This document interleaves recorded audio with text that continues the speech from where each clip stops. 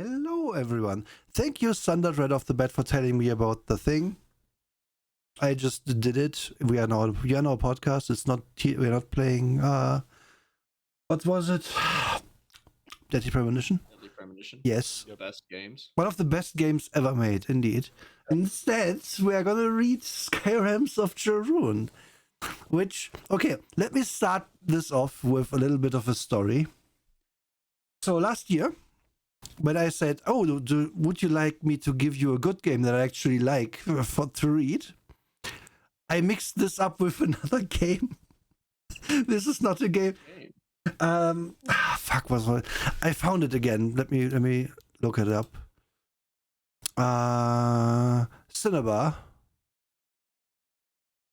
Oh yeah. I've been talking to Jeremy Codeney about that. We've talked about wanting to talk about Cinnabar for like months. Yes, Cinnabar is coming. Cinnabar is coming. Yeah, actually, that game's awesome. Yeah, I agree. It's super awesome. You can be a winged bard of some kind. Yeah, that game's fucking rad.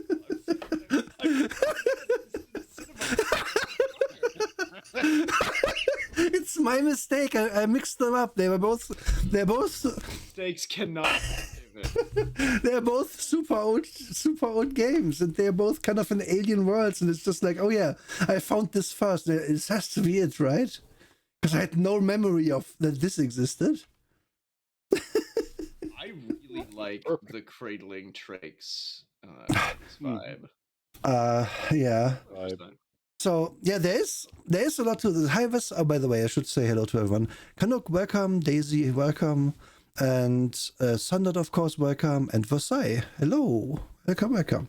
Yeah, this is, might be the first canonical depiction of someone pondering an orb, though. Because this is an orb, yeah. But this is an orb. They even call them orbs. Real orb. Yeah, they do. They call them orbs. It counts. Just because it's not out in chat. Greater orbs.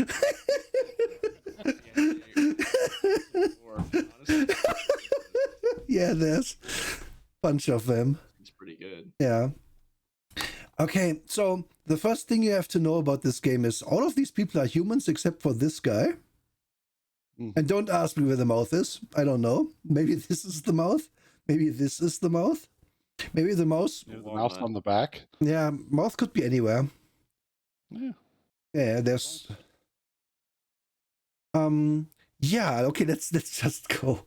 Let's just start. So you can see this is the only scan of this on the internet, I think, and you can see how it was treated. Maybe not the best. So here's the tape and stuff. But this is also a combination of, I think, all the first edition books of this system that got released, because it's 200 pages, but it's actually like only 60 pages of game and then 30 pages of errata. And then the rest is other stuff. So 30 pages of errata. Yeah, and we get into why they needed those for 60 pages of rules. So this game was made by these fine people: Andrew Lecker, Miles Teeves, Amy Lecker, with assistance from Mark Wallace, David Ackerman, and Darren Champlin. And I have no idea if any of these people amounted to anything in the RPG industry after. I'm on it right now. Okay. And it came out in 1985. This is the first printing, and this is first printing. So it's I believe it's 1984, 1985. So it was published on the in the middle bit. I don't know what you call that. You gasped, yes? So this is so poggers. Okay, so I looked up Lecker, and then I did a little dive into the history of Jorune. This was originally a build for Metamorphosis Alpha, which in and of itself is basically a hack for D&D. GD&D. That was the precursor to Gamma World. So laid it out twice. Oh god, we are looking at it. Wow. 2 degrees of OD&D. Why I'm here, because I know these people's names. Sounds familiar. Why does he? Oh, because he based this off of another game that's based off of D&D that eventually turned into Gamma World. Like that's what I love about this era of Tales. Yes, yes. It's just this strange, incestuous muck and mire that just reiterates and folds in on itself. Yeah, it's like spins off right back to where. Wait, can I? It's amazing. But so, what did Lecker do? Sorry, I'm just keep talking. I'm just rearranging our browser window. A computer game company, and they made a Jorune computer game called Alien Logic. Oh, was it successful? Really? Not particularly, but here's the cover. I'm clicking in a second. I'm just rearranging the browser a bit so we can. Yeah, it's this way we can see everything. Teddy's and a lizard man on the front, so that's pretty cool. Be careful what I click here. Oh yeah. Oh, that lizard man is trying to. It's not very big cover, but he's trying to, He's trying to get in on that. Yeah, yeah. SSI. Wow. Yeah. I think we're looking at second edition, aren't we? I believe this is first edition. Okay. Yeah. Because there's 3 editions of this. This ran all the way into 1992. It's crazy. Yeah. Well, this is first edition, I think, because, well, again, we'll get to why they needed so much errata shortly. But let us get to the setup for this. So, Trick? I played this game. I played that game Alien Logic when I was a kid. Okay. God. I don't remember any of it, but they're like, oh God. Did this amazing cover just tickle your brain and you remembered it? Oh, No, because my dad was a nerd. That's why. Fair.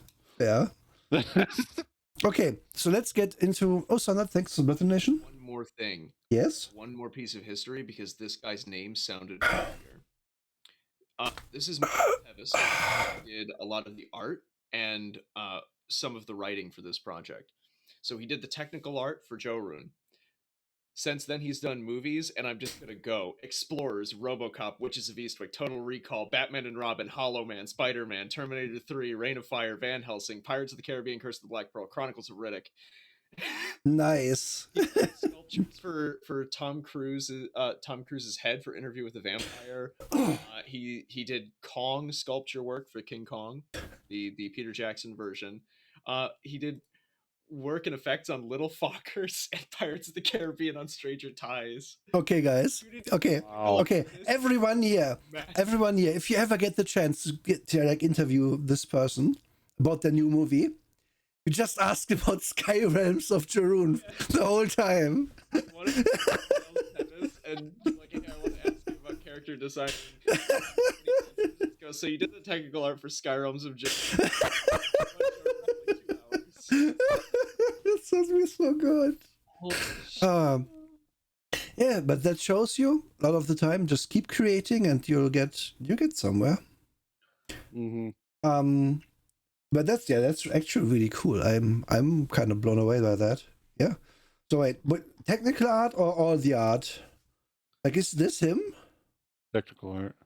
Oh, so we are gonna get to that later, I think. Who knows? There's not that much art in here. Because, well, shoestring budget project probably. Old RPGs. Yeah, old RPGs at the time. None of them had money. Yeah, I'm not holding this against this book by no means. So, this has a little section about what is an RPG. They call their DM a Scolari. I'm just gonna pronounce it like this. I'm not sure if I'm correct.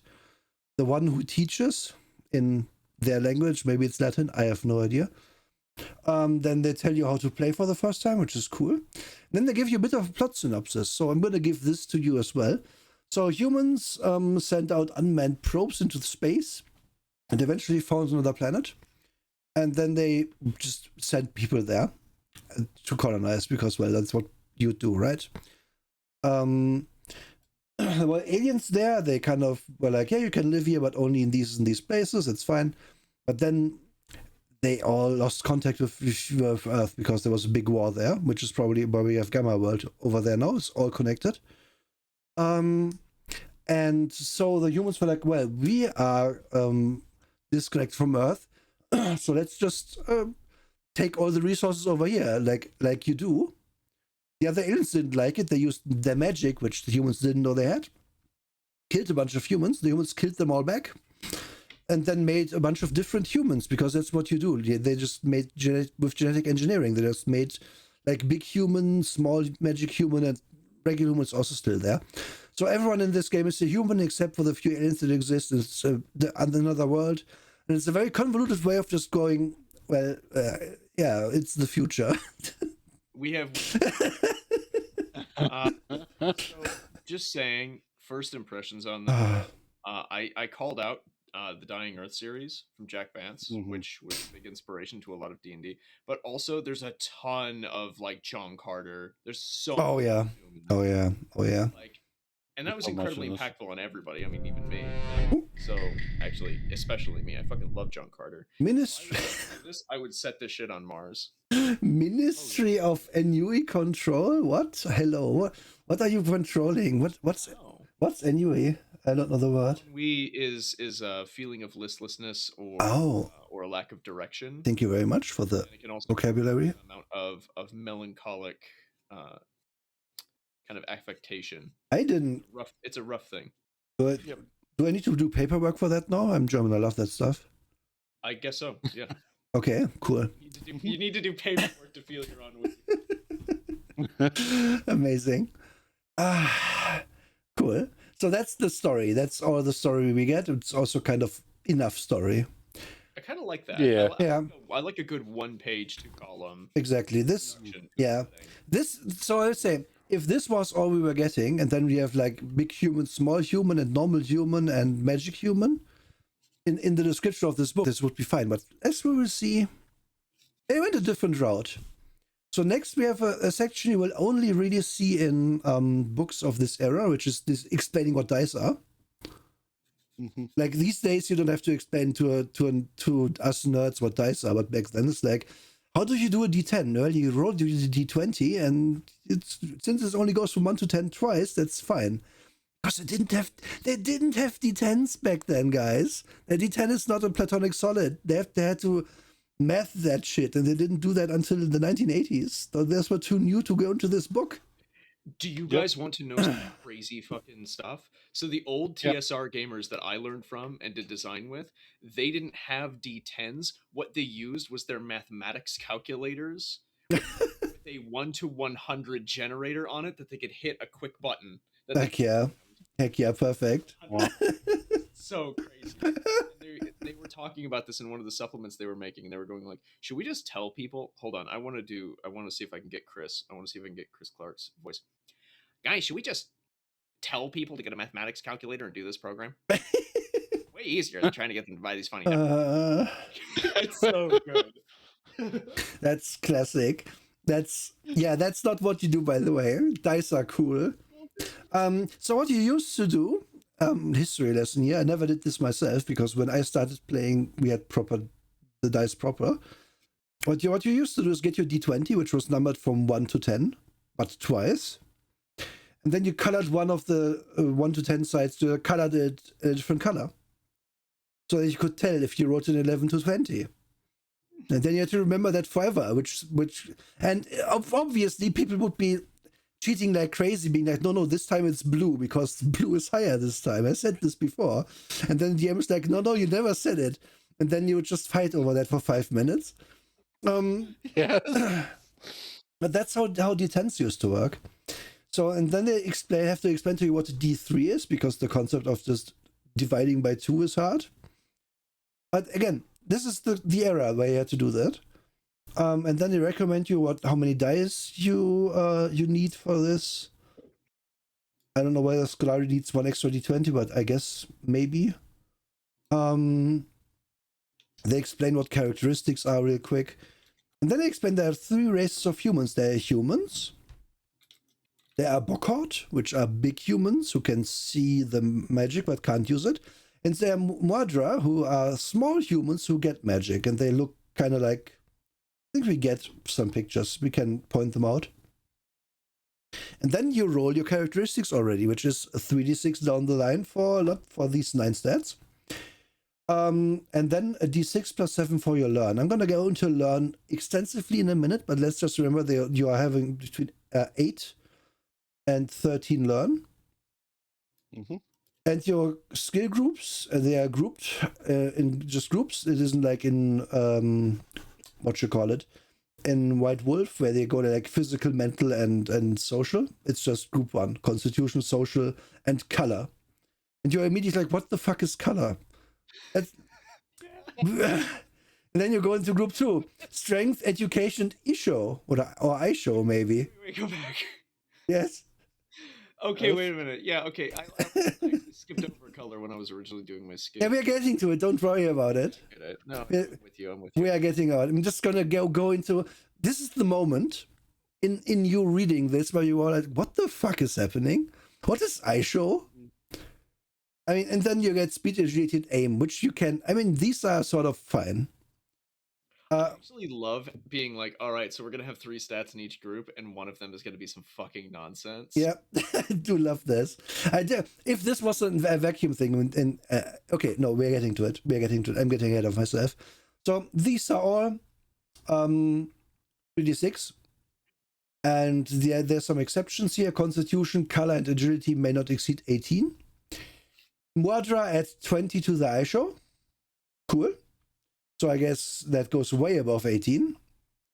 And what are these? Well, learn tells you how smart you are, basically. How it is smart, as we'll see, no matter what they say here. Describes your character's ability to learn from his or her environment. So yeah, it is smarts. Constitution we get with general health. Social is, yeah, we know what social is. And then color. Mm-hmm. Color ranking represents a character's ability to comprehend different facets of Jorune energy. Muadra especially need a high color if they are to be versatile with their talents. Humans and Bokhort need high color to interfere with as many different Muadra attacks as possible. The use of crystals requires a minimum color rating of 9. Now you might be like, what the fuck are you talking about? And I'm like, yes, exactly. What the fuck am I talking about? I don't know. So this is for magic in some way. Oh, and Sundert, wow, thank you for the gift sub for the ministry. I've talked about this before. I love And hi, haircut. a section of magic being part, or a component of magic being something that is physical. Yeah. For a character. So like I like the idea of your constitution or your physical capacity to be a conduit of said energy. I think it's a wonderful idea, and I support it every time. Yeah, I will say, in my brain world, which you aren't allowed to change, this game. Someone in Japan read this game and then made Final Fantasy and made crystals be the thing that gives them magic. Fuck. And then the next things are strength. Where we get to, well, you get carrying capacity from strength, you get a size. Your size modifier, since Muadra are small, they get a -1 to stuff, like damage, for example. And Bokhort get a +1 because they're big chunky boys. And then you get to the first thing where I'm like, okay, why is this so here? Strength 3 to 7 on 3d6, -1. 8 to 16, nothing. 17 and up, +1. You get +1 damage if you have 17 and 18. What do you mean? Also, what is up? You can't go above 18 with 3d6.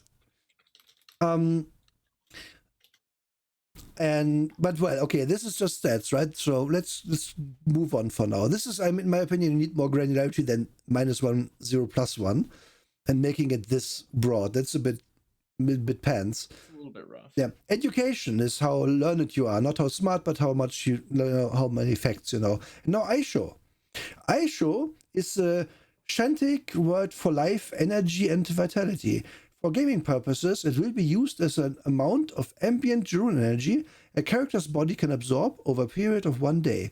Muadra adds 20 to their Aisho roll, representing their race's greater ability to take in energy. The characteristic slowly increases in Muadra when they practice the energy abilities that they know well. Points of Aisho are temporarily drained when a Muadra uses their energy abilities, daishas. Humans and Bokor drain their Aisho points when they interfere with the Daishas of a Mordra. After a good night's rest, the character's Aisho returns to its maximum regardless of human race. Mordra can learn to draw in extra Aisho from Aisho when they need it, such as in the event of an upcoming combat.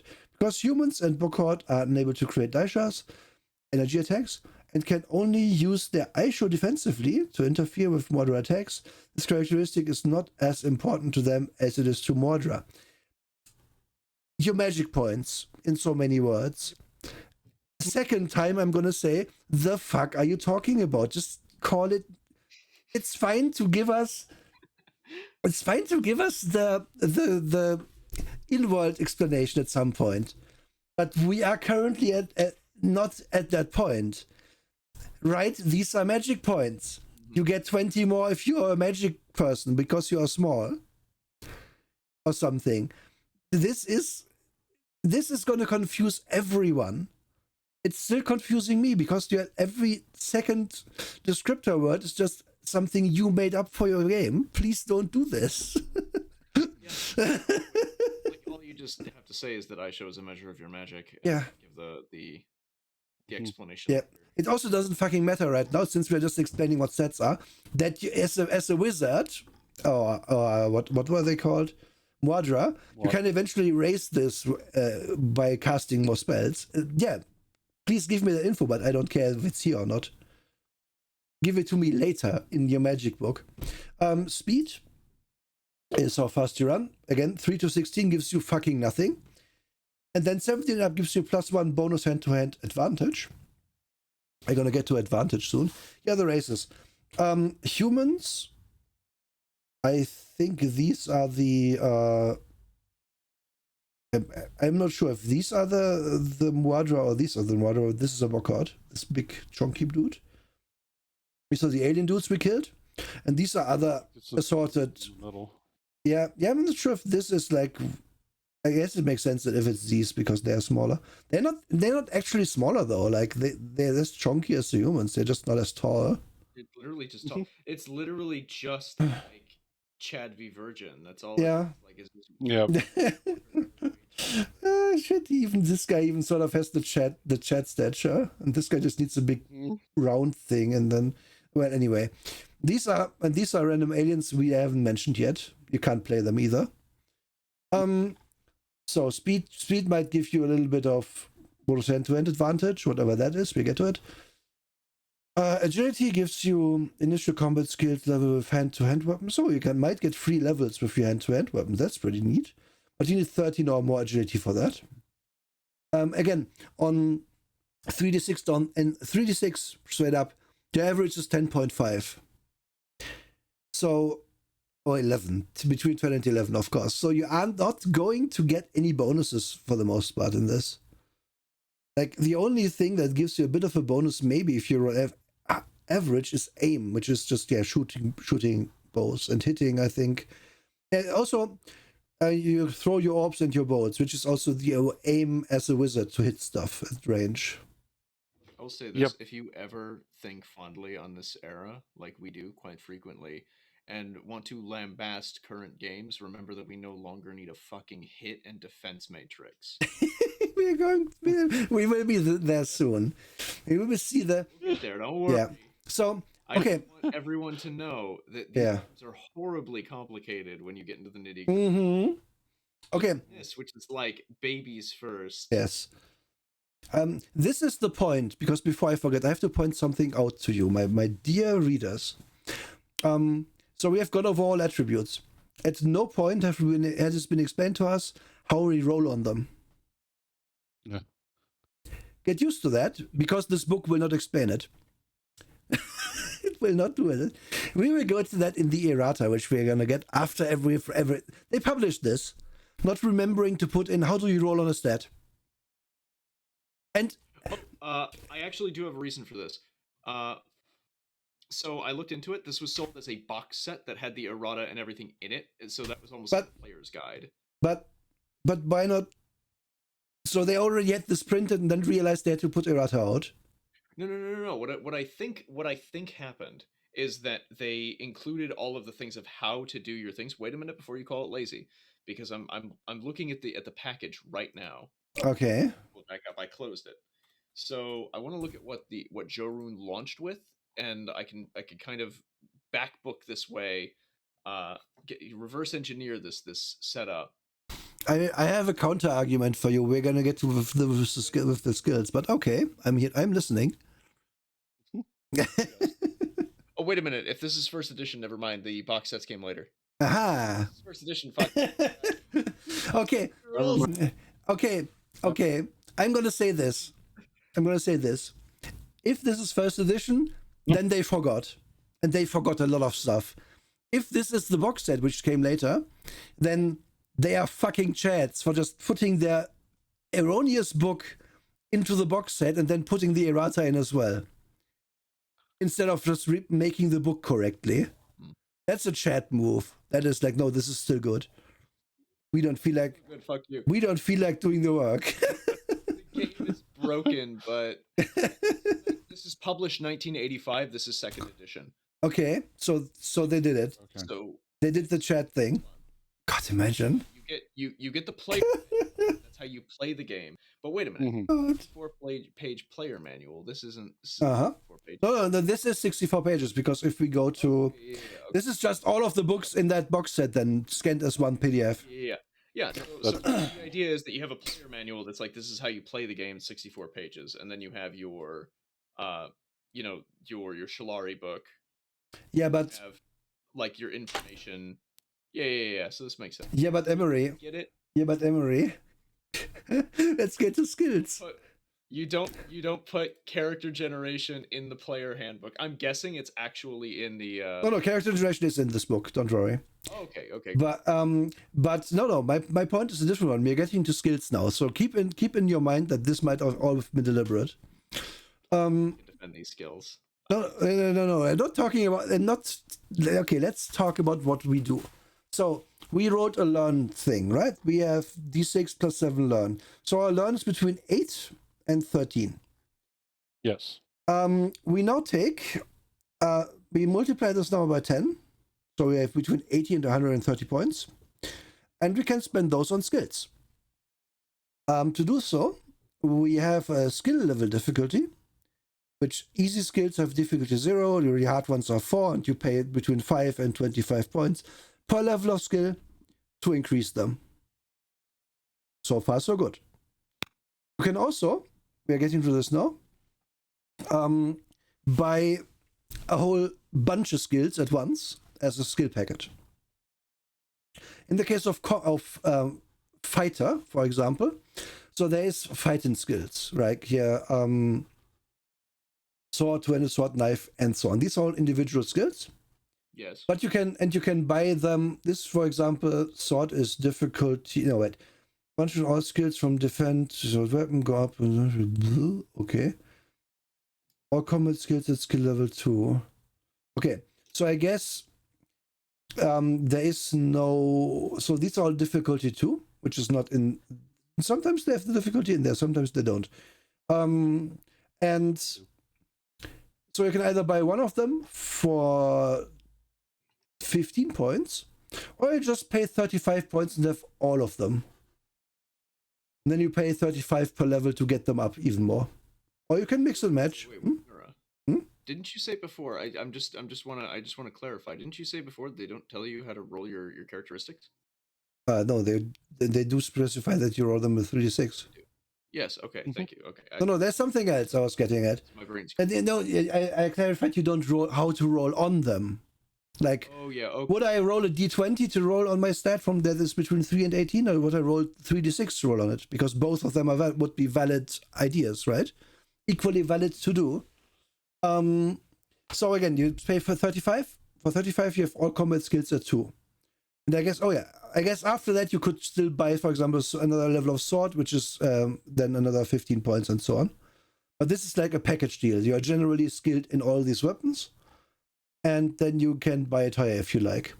So immediately we have between 80 and 130 points. So this, if we want to be a fighter, we've paid a good chunk of that to have all of this as 2. Which then means we have an 11 in attack and defense, for example, with sword. And we're going to talk about combat right now because it's horrendous. And then we're going to talk about initiative in a bit. For this, can I talk about something I really enjoy? Sure. Do. I really like etiquette skills. Oh yeah. Oh, we're gonna. Something that we've kind of lost in newer games, mainly. Yeah. I think just due to around the stink of races and species in tabletop games. The idea that you have different cultures and they have different cultural etiquettes, so it doesn't really matter how much you know human nobility. You may not know, Thithins or anything like that. You don't know those things.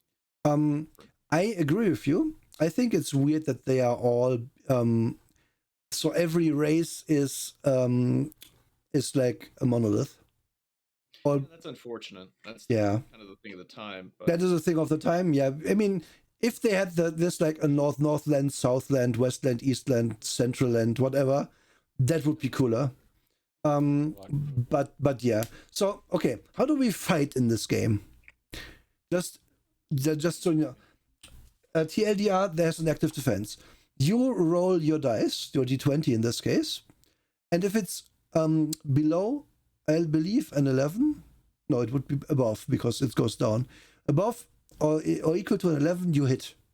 And then the enemy, if you hit, can defend, and if they have the same skill as you, and you also use a sword, if they roll above an 11, they parry your attack and it does nothing. And let's get to the thing over here, where this where you should instantly see how this breaks down. Because I hit you on a 3 and above, and you parry me in a 3 and above. So what's our chances to actually do damage? They're pretty much it's 10%. I hit you 90% of the time, and then you parry me 90% of the time, so it's like you need 10 combat turns to not parry on just mathematically. Just stand there, clang, clang, clang, clang, clang, clang, clang, clang, clang, and it's so fucking boring, obviously.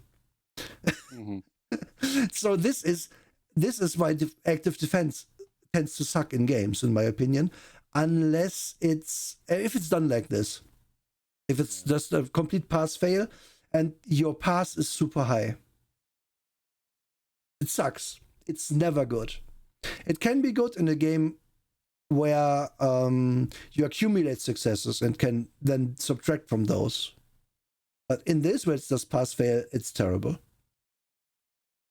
Anyway, you also get ranged combat things with advantage stuff. It doesn't really matter. You add 10, you subtract it. I don't know how range combat works, I'm going to tell you right now. But it's also D20 based in some way. The normal skills are D100 based. So if I buy... so if you aren't trained in messenger skill, you still get 50% chance. Then if you buy it up, you get 5% per points you spend, and so on, so on, so on. So there's some skills that are like so simple that you always get a bit in it, like foraging. Yep. Like you can always find some berries, even if you aren't really knowledgeable. You know what berries look like on an apple, and you might find it. So on. This is kind of good. This is, I think, the best part of the skill system, where it's like, yeah, you have level this and that, and then that's your chance. Here you go. Yeah, a 10% chance to cook. Yeah. Which I think some of these are rather low. Cook is actually 0. So if you can't cook, you can't cook. Which some of this is in the base stuff is just stupid. But yeah, they actually do have spot and listen. Wow, I thought. Oh, that was okay. First edition, they forgot spot and listen. Spoiler warning. Like very unimportant skills you wouldn't need. There's a bunch of things you wouldn't maybe expect, like you have Earth Tech, Biology, and ice show weather and stuff. Ice show weather is because there's different mana currents going around, and different stuff is going to be easier to cast. And so if you know in advance, you can get an advantage. Like tomorrow is a red day, which means they can do damage spells more easy. So literally, this game has mana from heaven. Yes. Okay. Wonderful. Yes, I read. Daggerfall was tabletop in video game form. Yeah, it's true, Canuck. I agree. Don't know what it is. Tradition? Oh, haircut. I can guide your friend through Shadowrun. Anyway, Yeah. so and then so they're going to explain what they're going to give you an explanation of these skills in due time. But before they do, they want to explain to you how you level these skills. And this is where we're going to lose most of you, and where I'm also lost because I hate this. This is a system that relies very much on the verisimilitude of itself, in that you don't get XP. No. That's way too gamey. You don't get levels either. That's also way too gamey. No. What you do is, if you use a skill in a given week, you give yourself a little check mark. And at the end of the week, you roll for each skill to see if it goes up. And it doesn't go up by a level. If you manage it, it goes up by a learning point. And if you get enough learning points, then it goes up by a level. And if you can't see the many problems with this, I don't know what to tell you, except that I'm going to tell you what I see as problems with this. Many problems. So, firstly, there's going to be that guy on the table who's going to be like, oh, we're going overland for a week. Well, I'm going to juggle, and then also going to read this book, and I'm going to practice my sword skill, and I'm going to whittle at this piece of wood, and what other skills do I have that I want to increase? And just tell you he does everything. And the system will, in the system, it's kind of valid to be like, yeah, okay, you can maybe do that even. Why not? And it doesn't really give you a good guideline on how much use it has to have been for this to be important. Just as that's so, if you had rolled on it, you can basically put a check mark on, let us try it. So if you're being a little annoying shit to your DM, it's going to pay dividends in this, because you're getting your landing points way more than other people. Because here's an example of gaining experience that they give you, and I can immediately say, what the fuck? Okay, you do nothing else in a whole day, I believe. So let's examine a week in the life of a Bockhort, Mahel Krön. This character has a learning characteristic of 10. Day 1 is spent in town. Before leaving town on an overland journey, Manner spent some time poking around, trying to gather whatever supplies he might need. The human club owner he dealt with was a feisty old man who gave him a workout, the bargaining skills. Mahal's player puts a check next to his bargaining skill. So day 1, he did nothing else but bargain. Look at this skill list. Look at how many skills they have here. It's above 100 skills. There is no way you couldn't be like, but I also fast talked the guy. I also lied today. I did a bit with my horse or something. It's anyone would, to an extent, be like, no, wait, I did more than that. And So this is where I'm going to step in. Okay. Say game design is a reflection of how you want your players to act and how you want people to play the game.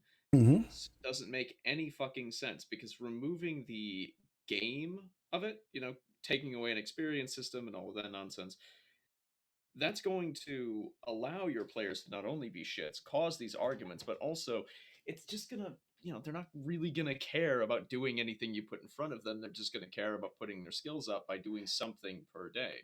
Yes. So you're creating table arguments, and you're killing the desire to do anything. Because why would I go do anything if I could spend 100 days in town leveling up my sword skills? Yep. Exactly. Why would I do literally anything? We actually had a term for this at my table way back when. It was the scuba diver bathtub guy. The guy who would literally go into his Yep. bathtub. Yes. This is get skill points in scuba. And get experience. Yes. Get in his bathtub. Yes. That's all he did. A system like this always begs the question, okay, why don't our characters just stay in town until we're level 20? Mm-hmm. I mean, not in this there isn't levels, until we have like level 10 in swords, everyone, so we can just win all fights. And of course there's ways for your DM to be like, no, you don't have time. But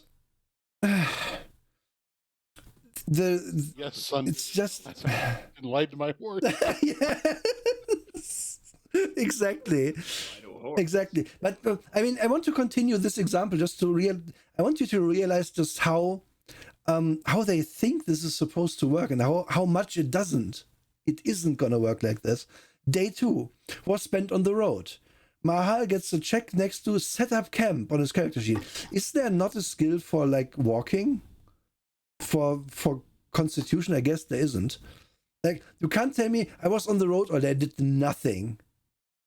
Like, you can forage, you can cook, you can arguably spot and listen. You always get a check mark in. You show you could look up to the sky. Yeah, it's like there's Speaking developmentally, saying like, "Oh, you have one primary thing you did today, just doesn't, doesn't function." Yeah. How long am I going to be? I'm harping on the sword skills, but how hard am I going to be going on two-handed sword? Right? I could maybe go for like 2 hours, and then take a break. I got to make some food. I got to go forage, and that's arguably going to take more time. Yep. So if you're just arguing from, okay, how long are you doing these things? It fails. If you're arguing, well, I could do multiple things, it fails because you still have to choose the primary thing. Yep. Yes. Also, no part of this functions. Right. We're getting to the next logistically amazing thing to exploit as a player. Day 3 involved 2 combats. In the first combat, Mahal performed remarkably, saving the life of one of his fellow travelers. He fared well in the second combat. 1 check is placed next to sword. So this tells you an important piece of thing. You can only get 1 check per day on a thing. So if you fought a dragon and then another dragon, it does not going to give you 2 checks. No. If you got your check fighting a goblin, then fighting the dragon does give you fuck all. And since we only tell this shit up at the end of the week, fighting for the rest of the days of the week also gives you nothing. So what your players should do is go in the dungeon, kill the first monster, go to town, do other things, and come back next week to fight the next monster.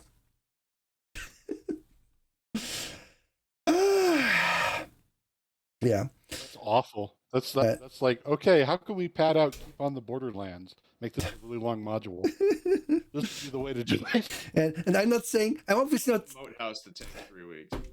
Right. I'm obviously not telling you to do this, to play it like this, but this is... They didn't think about the basics of this shit. It's so incompetent. So, day 4 was spent in the deep forest, where Mahal and his party did their best not to attract any attention. He spent the day traveling and cleaning his tombo, whatever that is. Nothing special recorded. We just established that they want to not attract attention, didn't they? Did they not sneak? Where's my check mark next to sneak DM? Do we have to argue about this now? This is so... You can just see how basic this is, how easy it goes. Okay, this is enough of these, so we're getting more of the days. But now let's get to how we actually level this shit up. At the end of the week, Mahal's character rolls 3d6 for each skill that has a check written next to it. A check for bargaining. The 3d6 must roll lower than Mahal's learn, which is 10. The roll is a 13, so against no education points for bargaining. So not only do you have to argue about your bargaining point and you're talking to your horse point, it also might amount to fuck nothing. It's also have that guy who's always gonna get his learn check. Yeah. So since your maximum learn is 13 and your average is going to be 10.5, on average, if you're an average guy with 10 learn or 11 learn, you're gonna not get any XP half the time you could get XP. So all the fighting over the checks is half the time going to amount to nothing.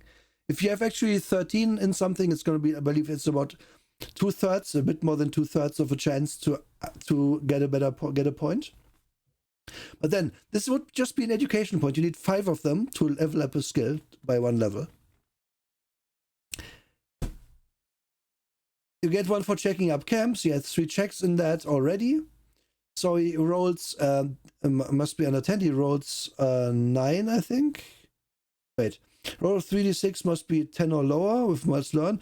Penalize this by 1 because of the Outland skill group is difficulty 1. Oh, it's even worse. So if you go back up here, right, I forgot about this. So for example, since all your sword skills difficulty 2,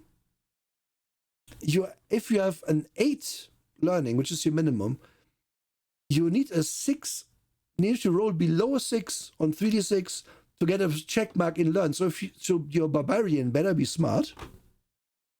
Otherwise, they are never gonna be good at fighting. So we're backwards. Why? This is another the dumbest thing about all this is that there's one stat that governs all of these, all of the advancement. There isn't a fixed intelligence as a dump stat. Yeah, we have done it. We have done it, Emery, yes. It's just, unless you're smart, you're just pointless.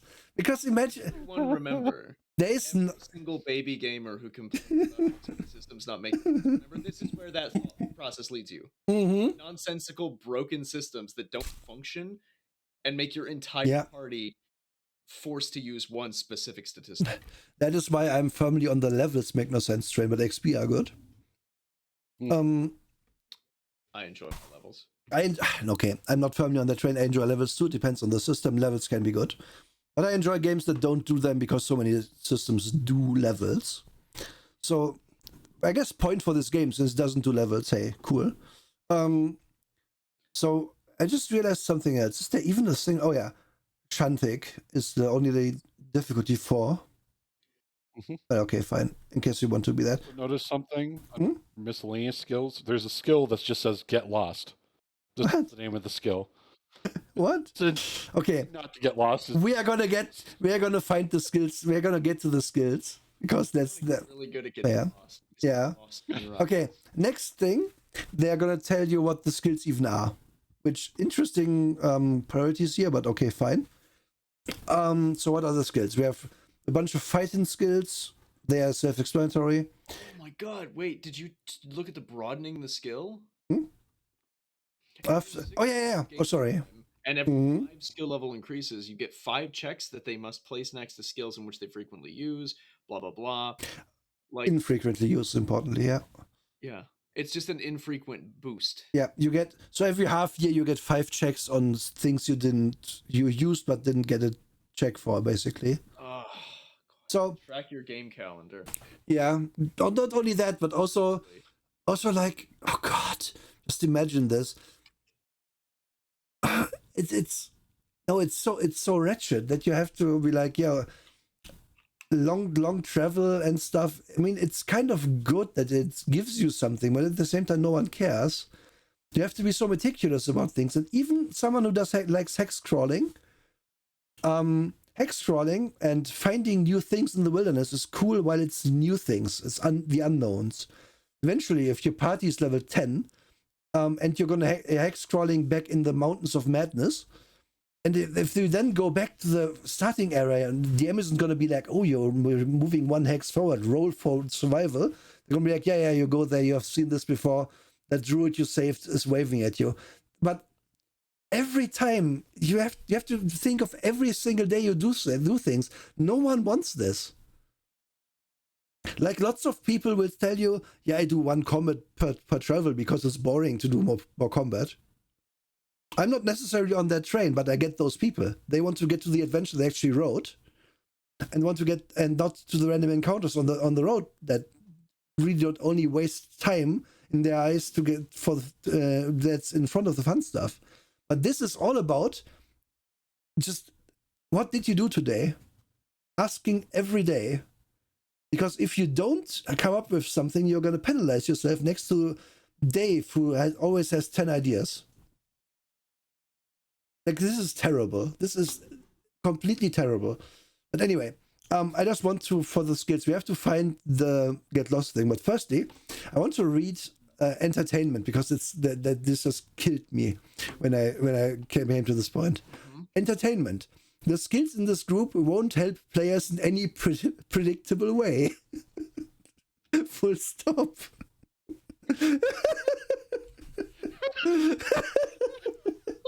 You're gonna look at the meet the Fockers, or who years that entertainment does. I think that man only did the art. I don't know if he even read this. Okay, but then It did say that he assisted in writing the system. yeah. Okay. Okay. Rather, they will heighten role playing. Okay, there we go. This is the more fair thing. But don't start your explanation of. I would say dancer, musician, artist. Those are important skills. Actually, that can be your character can be based around any of these easily. Very easily. Like okay, they say predictable way. It isn't like it won't help you, but it's still that's such a bad wording. Okay, we have many skills. Get lost. Can we find it? Okay, get lost. Something that people tend to want to do from time to time is get lost in crowds, rubbish, or dark alleys. It's a hide. Oh, hiding in plain sight. That's too specific for a skill. You don't need them. Yeah. So this is the next one I'm gonna get at. There's too many skills. Way too many. Yeah. Way too many.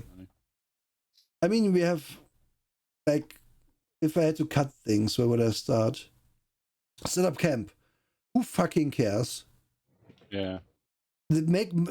Put set up camp, and some other stuff and foraging, and groom animals maybe as well. Navigation. Put that onto one skill. Done.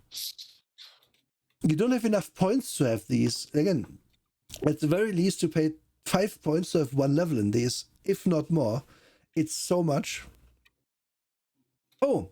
Nenrio, hi. Yeah, we're talking about Skyrealms of Jorune, a real old game, which is really not great.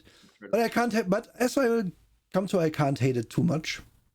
I'm just telling you this is terrible, but it's not hateable. So what about this makes it any better than the other nonsense? Oh, listen. Let me go through my spiel first. Get there. So that you have a conceal self skill. You don't need to get lost in crowd skill. Save krill bob rod. What? The winged krill often carry bob rod deep within their tails. When krill die, decomposition of the flesh usually breaks the rod apart, ruining it for any practical application. Those within the skill have a better chance at removing the flesh. When this happens, it is not as easy as it might seem. I guess not. Standards of cartilage and twine. There's a skill there isn't. What? This is crazy. There's another one. Save Tallias. Once dead, the dreaded Corodon beast starts to decay rapidly. Especially susceptible are the creature's Tallias, which are crafted into shantic blades. Even as decoration, the long nails bring a high price in the marketplace. Percentages listed for the skill give a chance that these Tallias will survive a 1-month trip to a real craftsperson who can do something with it. Why is it always a 1-month trip? So there's a separate. There isn't a skill for, I don't know, take apart animal, whatever you call that, carve animal, to talk monster hunter. No, there's a skill for. You need to skill into just the one monster. That's so dumb. That reeks of DM didn't want us to have this cool thing. It's so. There's another one, Grunda. Curing and tanning. No, there's a third one. Save horse. The precious Loken Grunda is one of the finest armor rings in Jorune. Unfortunately, the skin of the Grunda decays rapidly into a soft gel. No, not the soft gel. Oh my god. Soft gel. Yeah, I also like the soft gel. Maybe there's applications for that. But okay, if you can't see why these 3 skills are kind of dumb, I don't know what to tell you. God damn it. And then you have curing and tanning a separate skill. Then there's Isin. I mean, I don't have to explain Isin. Let's just go to the next one. I show weather. We also talked about that. You have a bunch of languages. And they also have cultures for them. You have sailing and swimming and sail master. Shipwright, navigation, bargaining, scrounge item, fast talks. Wait, we have scrounge item? Or example guy scrounged for items. Why didn't he get a check mark? Anyway. Githerin or thief. Oh yeah. Another thing you don't do.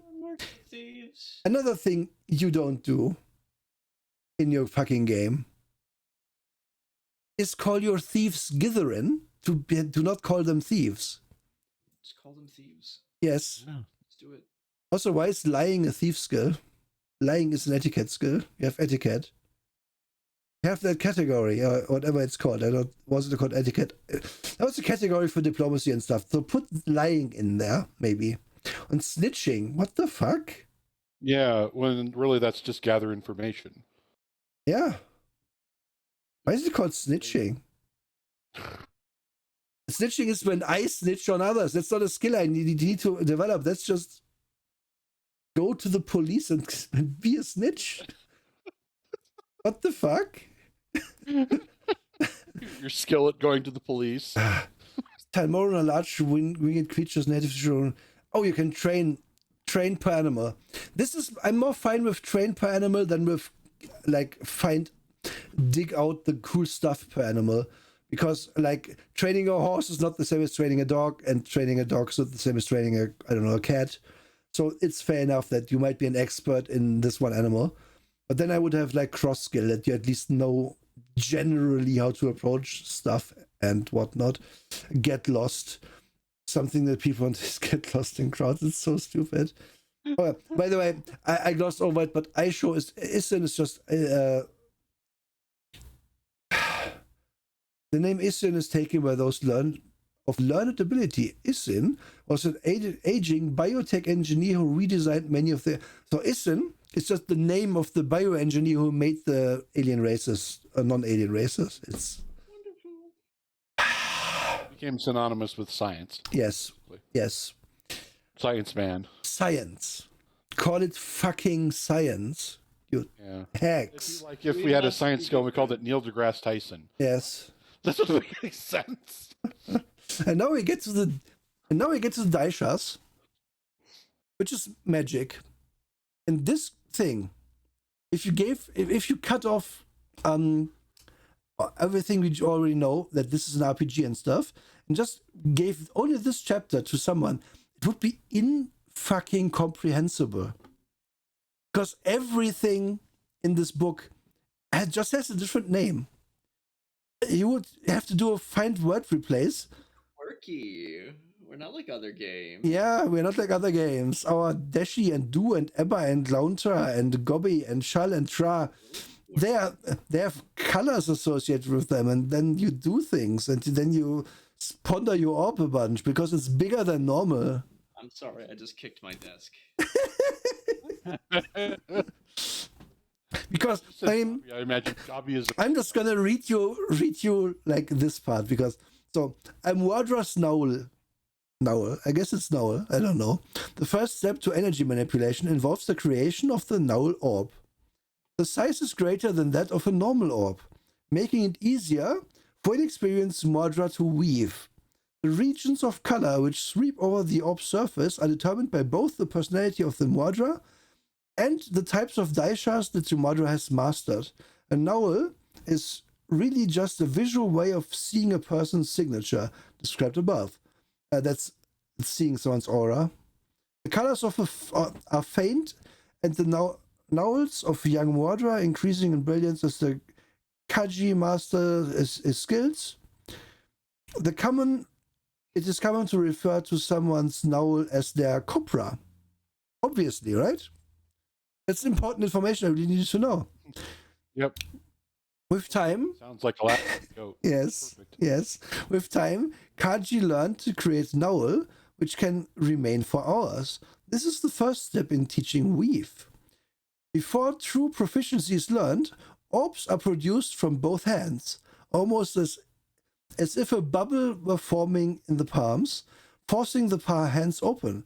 Later orbs can be created with just one palm. By age 14... Thank God. Yes. Yes. Let's fucking go. You Mordra Break the bubble. Yes. I mean, we can hear this is from Naruto in the first season. By age 14, a Mordra is capable of learning to create Nowls, which can be sent out from the palms, away from the caster. See? It's Naruto. The quick release is an essential part of any Kaji's education. You can quickly release your balls. Literally, Naruto. if destructive Okay. if destructive energy cannot be expelled quickly enough, it will burn the hands, or worse. Also, it's Naruto. So this book not only influenced Final Fantasy, it also influenced all of Naruto. We now know. Moto So this is totally. advance to Naruto. Yeah. So enough of this. Like, Wait, Naruto does totally go into sci fantasy later. Yeah. Wait a minute, this actually It might be does. onto something. yeah, Yeah, it does. yeah, it's all connected. Okay. It's all connected. Where's that pinbot gif? Is there a picture of somebody Naruto running? Like that would be the direct. we might find it. I have some opinions on this and how this book is written. Oh, please tell. Yes. Okay. As a fantasy writer, as somebody who writes games, Mhm. yes, you can use in-world words or phrases in your writing, but do not conflate them with your design. Yes. Do not do it. Yes. Explain your design to the players and let the rest of that be setting specific so that people can run your game without jumping into that setting. Yes. This was something that certain people just hadn't figured out because what they knew was, oh, well, Gygax ran in Greyhawk, right? Okay, Mhm. so we have Greyhawk, right? So that means D&D is Greyhawk. It means whatever I make, whatever system I make has to be in my own setting, but that's not true. Like it even back then, the tabletop was setting neutral. And it didn't conflate these things. The reason like paladin seems like a really specific term, but it's not. Yeah. It's just referencing Knights of Charlemagne. You're fine. You don't have to deal with this shit. So pull it back. Don't jump in like this, and don't write from just your setting. Because the more you throw proper nouns at people, the worse it's gonna be. What you should be doing is use common phrases in your design and then give a glossary later. And it's like, hey, Yeah. this is what we call mages in this setting, you know? Yeah. Absolutely. And there's so many reasons why you do that. Or you make weird, like, kit bashed words like Shadowrun does, but like all of those kit bashed words are like they're straightforward, and you're like, oh, I get it. Mhm. I get what like this does because it's these two words that have been crammed together Mhm. and stapled. Well, yeah, it's like in the To make title some- itself, Shadowrun. Yeah. You get it. Like you understand what's going on. Mhm. This is gonna make anybody check out. Yeah. and listen to it. Exactly. Like, it's fine to have your word for wizard. It's fine to have your word for mana. It's fine to have your word for anything.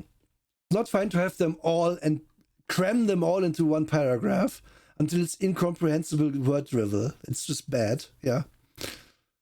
But to make a long story short, this system kind of is like you, depending what mana is available, you can do different stuff. You can throw beams and orbs of energy and sometimes do other things. That being said, I like Yeah. the idea that, Yeah. that the abilities that you use magic with are flexible, and the forms that it takes are also flexible. Yes. However, not in a tabletop.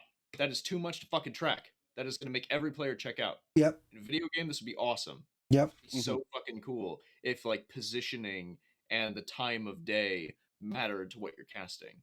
I would even say it can work in a God damn it. In an RPG, if you just do it differently. For example, let's go back to Shadowrun since it's already been said. In Shadowrun, I can be like, yeah, this place is very emotionally heightened and it's very happy. So if you want to make a positive spell, it's going to be easier. But if you want to like harsh the buzz of this place, it's going to be a minus. Because there is such a thing in Shadowrun as generally harder to cast magic here, and or there is such a thing as it's emotionally charged, so it's easier to do certain things, harder to do other things. Yep, referred to his background count. That's like a different way to do this, which is easier and just thus workable. Because if you, there is a distinct possibility that your character, at least at the start, will have like 2 or 3 of these categories at most. Might only have 1. So if your DM is like, yeah, sorry, it's just a very gobby day, and you are a do, sounds so stupid, then you are fucked. You can't do anything. You cannot do Orb of Light. You cannot do Fingers, which is Orb of Heat, or Quantum, which is Orb of Heat, or Cast Energy, which is Orb of Heat. This is also very weird, isn't it? Yes.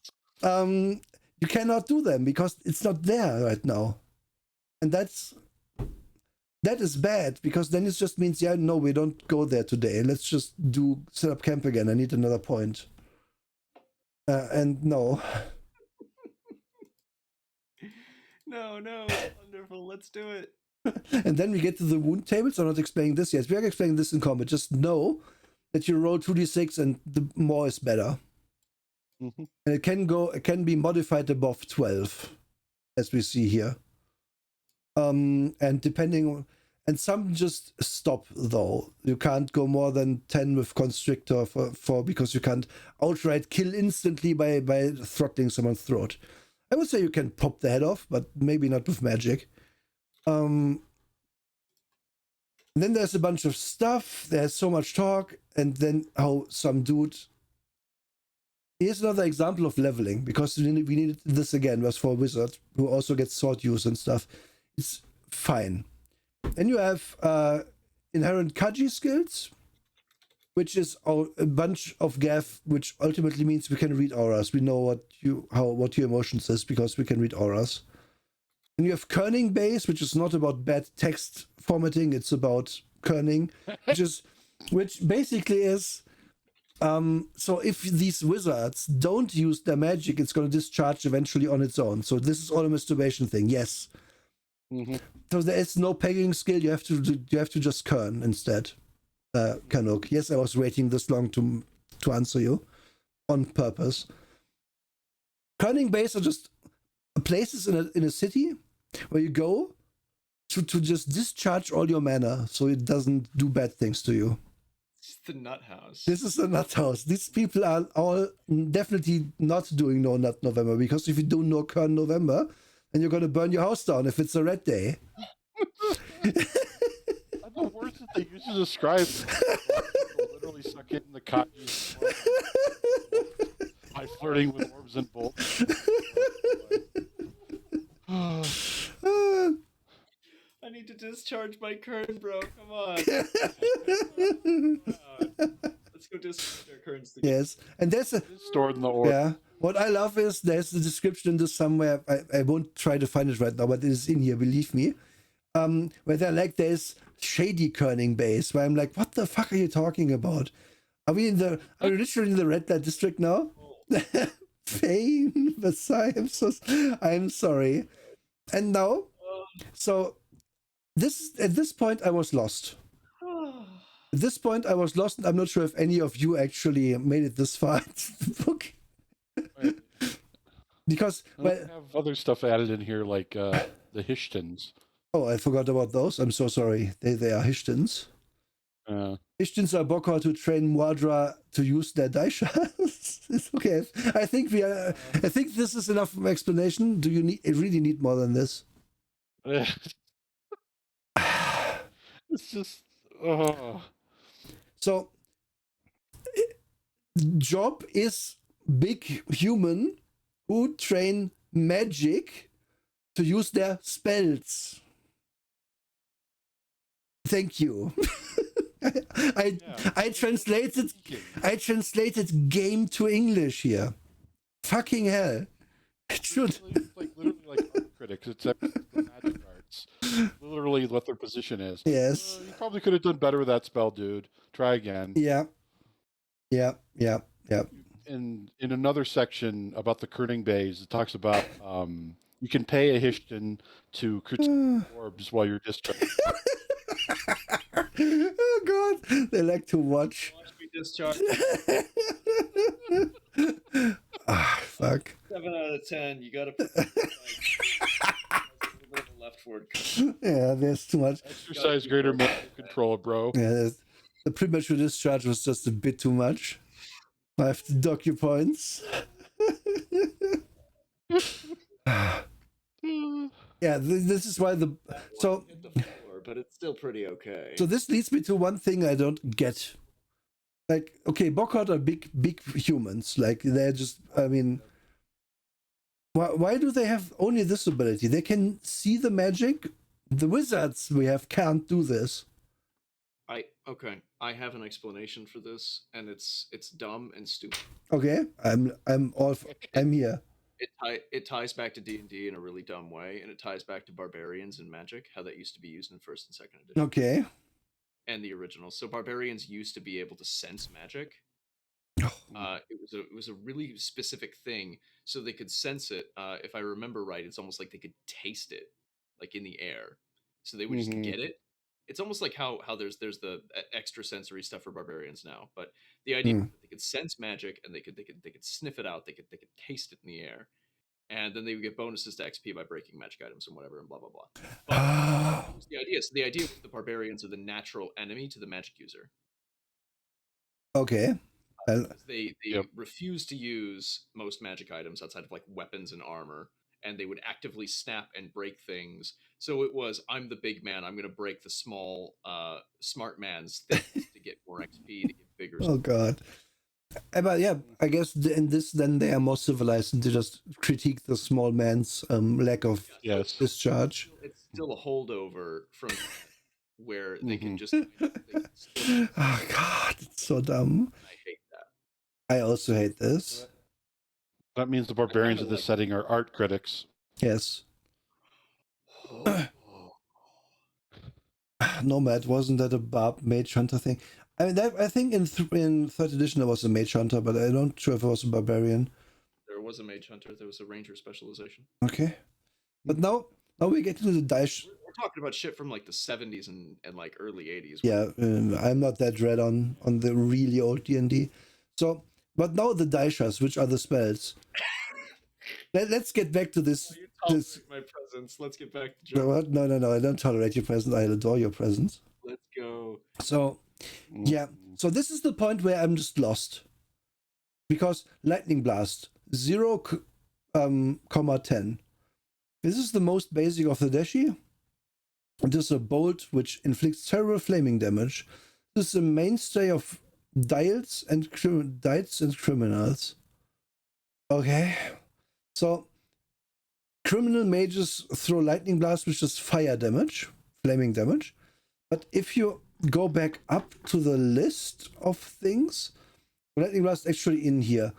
But if you look at it over here, so Lightning Blast effect Bolt of Heat. And Bolt of Heat is not in here, but Lightning Blast is. What is the effect? What is this number? Is it range 0, 10? Because at this point the book is just laid out like garbage. It's minimum Isho. Oh. Have that amount of Isho in order to use it. Right, so you need to have 0 Isho? No, 10. What's the 0 then? The second number is, the first number is the difficulty. Oh. Yeah. Okay. Well, that means you can, you have at most 38 energy to start, so you can't do a lot of things to start. As they're casting... You can't do lightning strike, but you can do everything else. So you do... Yeah, but it costs you 10, I would assume. It's like you can do this maybe 2-3 times, and then you just can't. I like how there's a spell called fucking Power Orb, and it's really cheap. Is it just... Powerful push. Okay, let's look at push. Powerful push. Good. So... Power Orb. Yeah. So you can kill people with Power Orb if you push them enough. Like if they have like a yogurt in their backpack, then it can break, and then they get so embarrassed they die. You push the spaghetti out of their front pocket. I really need to get my... I like magic systems. I really enjoy them. This one, like, I can see the bones of something really good. Yeah, I can... Yeah, this isn't bad, but it's literally laid out, and it needed more, quite frankly. It needed less of them just talking about their weird names for things, and more about how do spells work, actually. And Vasai, what do you mean you need to get your hearing checked? What's happening? And yeah, there's different kinds of. What's just sitting in here? Powerful bush. Oh God, that's what came. I mean, that's what came for the disciples. The powerful bush. It was also on fire. God, there's a bunch of skills. They can do faint touch. There's a bunch of spells. I would say maybe some stuff is missing. And what you won't ever be doing here is like summon a demon or I don't know, do super complicated things because it's mostly silly. So yeah, it's more too silly for yeah. power room games. We are running a serious game in which I use Power Orb to do a powerful push. Yeah. Serious game where we cast Inner Ear. And Frostbolt and Stiff. I cast Stiff at least once a day. I don't know about you guys. You gotta cast Stiff in order to diffuse the. Yeah. You have to. You must cast Stiff at the Curling Bay and bunch. Yeah, that's what happens. So, they have a fidget spinner spell too. What? This is called Spinner. That's perfect. They made those up as well. Yeah, it's goddamn. It's the template that we've been living on. So then you make now we're getting to building a character. First you roll how much or what kind of social status you have. Has a few well-to-do friends, that means nothing. You yourself aren't well-to-do, what your friends are, so you can bum off them, I guess. You can make a name which is basically go beyond Dick and Jane. Jorune has no spot. Yes, we have gathered that much by now, my dear writer. Guidelines. Yeah. Out of 10. Yeah, totally. You get your just written there. Read Jack Vance. That's yeah. So at no point does this game give you a map, but here it explains the different origins. You can be from different cities. Treasuring the clades. So you can either be from a nuclear family, as they call it, or you can be in the clades, which are basically fuck piles that then a community raise their kids to be like workers. And I did not make this up. Read this yourself. I don't feel like reading this, but yeah, good job. I mean, I don't know if this is a sign of the times. Here's a list of possible occupations for your parents. Groomer. What? Where's this? I didn't know that they were working as Discord mods, but okay. Oh God. They didn't put in cobbler, but they said makes shoes. Yeah. Yeah. Like I thought we were more highbrow than that. Jorune. They are highbrow when they know the word because they just didn't know cobbler. Yeah. Bro, I can't even magically grow my Jordans. What the fuck is Mage Apocalypse? Get out of here. I'm just imagining like those trees from Oz, except there's shoes on them. Yeah. Head down to the Tim's tree. Mm-hmm. Pick yourself Head down to the lunchbox tree. Try to create a believable character history. Bizarre backgrounds raise eyebrows and suspicions. Yeah, but I didn't have to tell anyone that my father was a rug maker and my mother was an Isin. I can just not tell people. Yeah. Where am I? What? Shoe assembler, yes. Talk about how the money is gemules. The money is super weird as well. One gemule is 20 cents in late 1980s currency. 100 gemules is one gemlink. 10 gemlinks is a gem. 10 gems is a gem cluster, and 10 gem clusters is a gem star.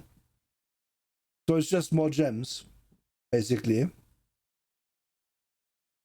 Amount of money. Also, they at 100. They at no point explain what they look like, which I find weird. Like, what does a gem mule look like? Is it a really small mule with gems on it? I did look up gemule. Either it is a Polish word, or with 2 M's, it is the bit in a sponge that reproduces. Okay, since this has only 1 M, so I don't know. I think these are the magic crystals that they described. They're just hewn from the ground, but that's my headcanon because they don't tell you. And this is another thing that this book loves doing. It is they knew their world, but they didn't know what to put in the book. and they didn't really think about it. So important stuff about their setting is missing. Like, how does the money look like? Since you named it Gemules and Gemlings and gems and whatnot, is it gems? My brain is going there. I don't know. But gems are not passed around as currency. Oh, here it is. It's crafted. Oh, I'm sorry, they put it in. Instead, gem equivalents have been crafted are created in the form of coinage, crafted out of metal. These coins are treated exactly like gems and are called 1 gem's worth. Then why do you have them? Yeah, why?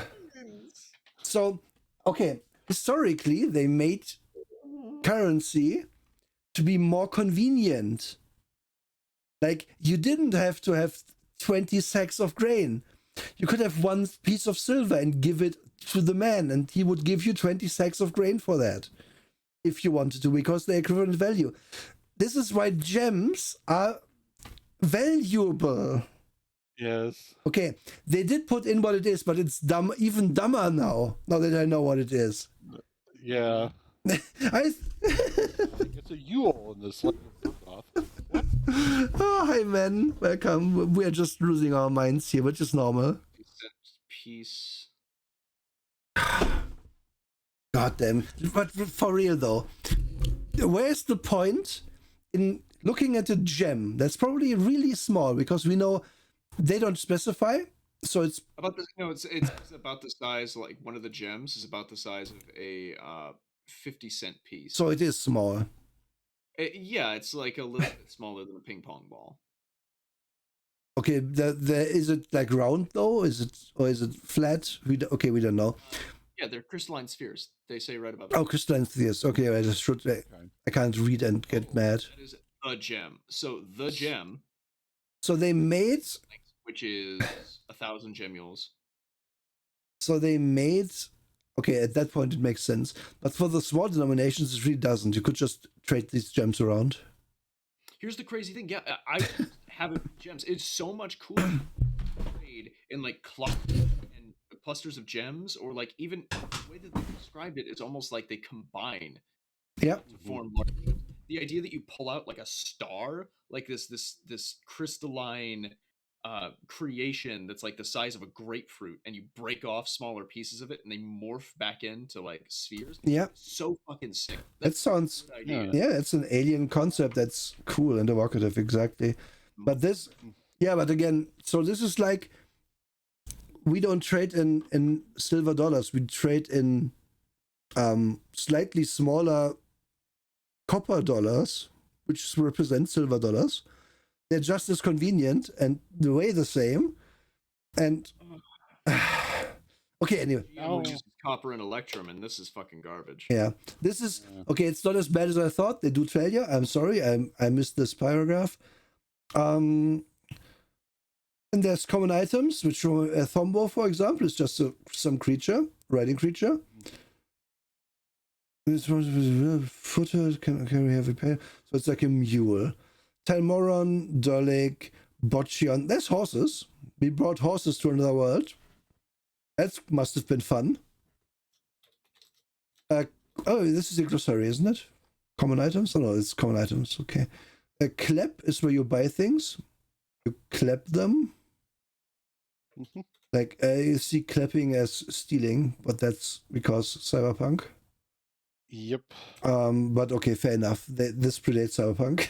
they did it first. They have a bunch of weapons. None of these have stats, by the way, because the only way weapons differ is in their attack and defense table.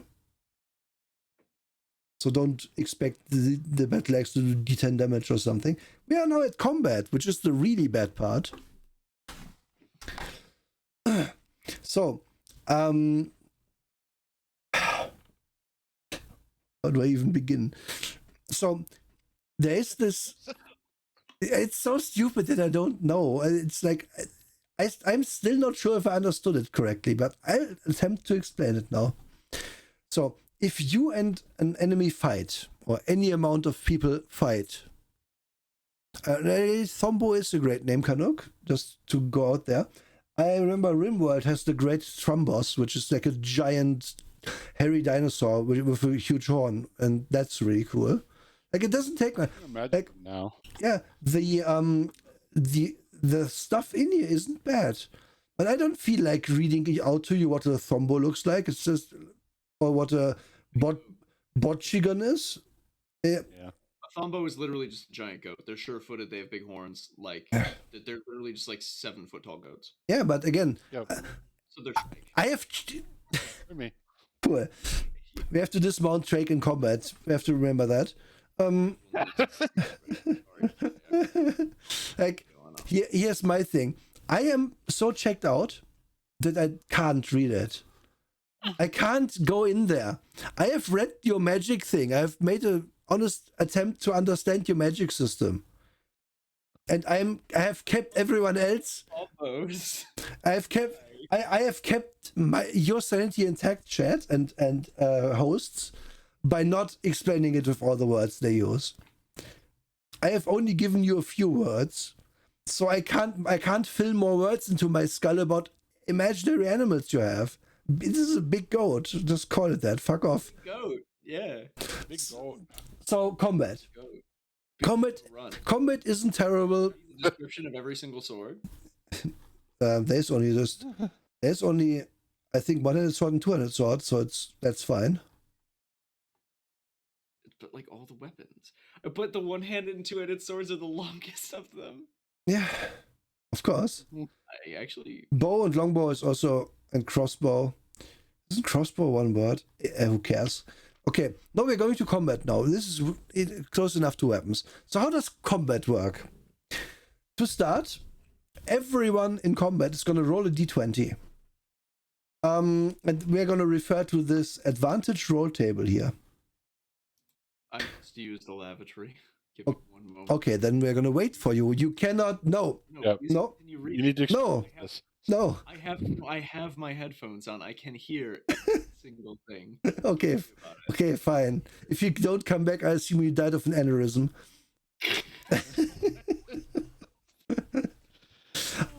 So, every combatant, every combat turn, which is 2 seconds of real time, rolls a d20. On a 1 to 5, no attack or defense possible. 6 to 10, defensive tactics such as dodge or block are possible. Player cannot attack. Bad wording here. It should be combatant cannot attack because this also applies to NPCs. 11 to 15, player may either defend or use an attack such as sword swing or lunge. 16 to 19, player may attack and defend in the same round. 20, player may attack and defend in the same round with a special bonus. All attack and defense rolls become 5 points easier. So what does this look like? 50% of the time you don't attack. Yep. At all. Like, what the fuck? They describe this as you circle each other. But even that is 6 to 10. 1 to 5. 25% of all outcomes of unskilled fighters is they are too stupid to throw a punch or evade a punch. They just stand there. I don't know what this is supposed to be. I guess this is really just they really wanted that moment in a movie where a character is just too scared to do anything. Yeah, where the opponents are just circling each other. That's literally what they're going for here. Yeah. It's so stupid. But the circling each other is 6 to 10. 1 to 5 is you can't even defend. Yeah, Like, stand there. I see two combatants both having rolled a 6 to 10 as like, yeah, we are circling. We don't see an opening. We don't attack right now. That's arguably a cool moment in a fight that can happen. And that in a normal game isn't represented. But what the fuck is 1 to 5? What is this? This is something that shouldn't be in your combat thing, because there's nothing worse, in my opinion, than being like this is basically having a surprise round happen to you in combat while you aren't surprised. Taking your player's agency completely away in 25% of all cases. And then Oh, and then you take it even a step further. It's just like, all right, we're having a surprise round, but nobody actually is being surprised. It's just that you rolled lowly because you suck. Oh, haircut! Don't worry. To roll this as a wizard as well. You might not be able to cast a spell this turn because you stand around like a dumbass. Next thing, and this is the point where it's good to be ranged combat and not be in melee, is you may either defend or attack. So in practice, you shouldn't attack if you have to do one or the other, unless the other person can't attack. So in practice, since if you attack, you can then not defend, and attacks, as we have learned, are pretty easy to land if combatants of an okay skill. The smart solution to the question of do I attack 100% depends on can my opponent attack me. If the answer to that question is yes, then you do not attack in this on 11 to 15. Because then they can hit you back and kill you potentially in one attack. Because this is a system that doesn't have hit points. We're getting to that soon. 16 to 19, you can do both. And 20, you can do both and also get a +5 to your roll. Which, okay, it's a crit. That's your crit in this system. That's fair enough. So they then do an example of this, and then there's also a bunch of advantage modifiers that can happen. And they are big modifiers too. And whoever, and who rolls highest on this thing acts first as well. So if you roll, let's say a 15, you have to decide first if you attack or not. So in a sense, that's how it works out when you roll a 15, enemy rolls a 14, I attack. Now you can either say, I eat the hit and then attack back, or I defend and try to parry your attack. And then this next turn. This is a shit combat system, and it compounds on itself a lot. Because, I mean, look at these advantage modifiers. Yeah? Defender is surprised, +5 to attacker's advantage. Defender is unprepared, -5 to defender. What is the difference? Wouldn't you always get both? If you surprise someone, wouldn't they also be unprepared? Defender is fallen, +5 to attacker. Is fallen, is on the ground, -5 to defender. So this is both automatically. Same thing. Mm-hmm. Attacker is charging at full speed, +5 to attacker. Defender is flanked, +5 to attacker. Attacker is behind defender, +10 to attacker. Attacker is above defender, +5 to attacker. Combatants have poor footing or mobility, -5 to effective combatants. Low visibility, -5 to all combatants. So very quickly your defense can be impossible. And also, how does this work? With this, if I roll an 11 and can choose to attack or defend, if it's then I have charged you, so I can charge you at full speed and not roll above an 11, so I can't attack. I just run past, I guess. And if I can attack, my 11 becomes a 16, and I can now also defend, ? Because with an 11, I could have chosen to not attack. Or is this, do I look at my final tally and then decide? But bottom line, I can just run full speed at a guy and not manage to attack him somehow in the system. And also, you get your combat skill on as a bonus as well on this, by the way. That's important. That's something you have to say, which makes this arguably worse. Because a lot of the time it's going to be you slaughtering dudes who rolled a 1 to 5 and can't defend themselves. Mm-hmm. And that's not very heroic. Just, oh, there's a guy, he has a sword, but he can't defend, so I'm just going to stab him. Cool. Awesome. So let's count the number of dice we have to roll to do one round of combat. Everyone rolls the initiative. Each turn. We need to do this because each turn we have to figure out the order of combat. Which, that already sucks. I already hate it. Because initiative shouldn't take forever to do. You can argue that it's not realistic that you always act in the same order like in D&D, but it's easy. That's why D&D does it like that, and no one really minds it too much, right? You can also do something. I mean, like I've used an initiative system for years that is similar to. This is going to sound really insane. The Final Fantasy X initiative, and your initiative's mainly set, but it can shift up and down. Oh yeah, I've done. Usually per turn, I'll have people roll like a D4, or maybe like a D6, and shift their position in initiative. Oh, Shori, hi. Hello. Hey, Shori. That's a fantastic way to get both of these things. Yeah, I'd say like this can be more easily done if you have like a physical prop, where you can just arrange everyone in the order they are in, and then just move them around on the tracker and stuff. It's more or less easy depending on where you are doing this. The problem with this isn't just, you have to not only track the order, you also have to track the exact number, because it can be changed very easily each turn. So it adds a lot of complexity, and it's completely random who is first each turn, who's last each turn. It's kind of meh. So we roll once for initiative per turn. Then we roll potentially to attack. Let's say we can attack. Then we roll potentially to defend. We had 3 dice rolls now. Then let's say you hit. Then you roll 2d6 to look where you hit.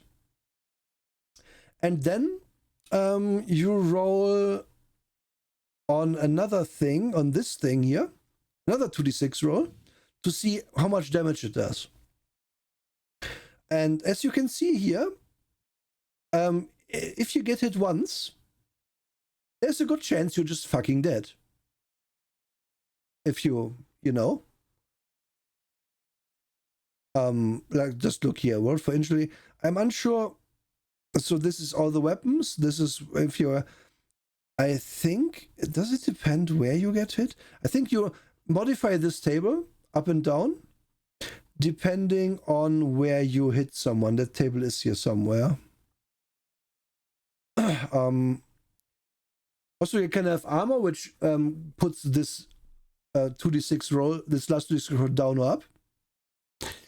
And it sucks because it's too many rolls. It's taking forever. And here you can see, okay, so hit here.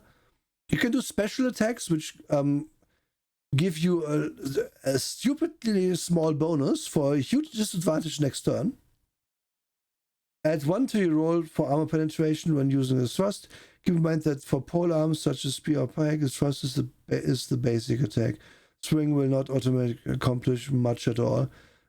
Okay, what does this mean? Does it mean I always have to do this? Or does it mean... Because, yeah, you can... the attacker gets a penalty if they do a thrust on the body of 3, on the head of 10. Okay, why? On the arm of 12, on the leg of 8. So you can target the body part, basically. But if you do, your attacker sucks automatically. With a swing, that's the basic... I swing my sword. You can always randomly hit the head, but if you try to aim for the head, it's -7. And it's unnecessarily complicated. However, it's super important that you know all this shit, because again, let's say I do hit, and let's say I have 17 strength, and I'm a boggart, so I get +2 damage. Then I roll my 2d6 +2, and if I now look, let's look here. Hit someone just critically in the head, which is, let's say I have a sword. It's a 10. So if I roll 8 on 2d6, that person is in a coma for 20 days now. Yes. Yes. Hi, Leo. Welcome to the Bad RPG read. So,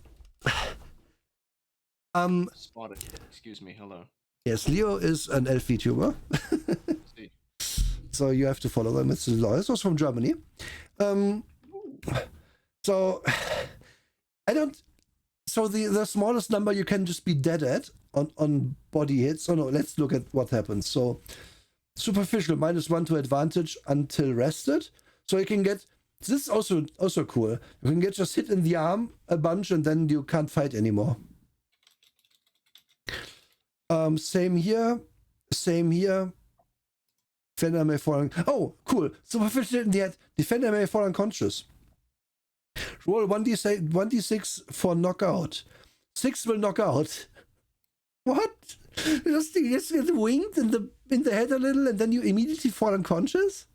Yeah. What kind of characters are we playing? Cabinet, and you just conscious immediately.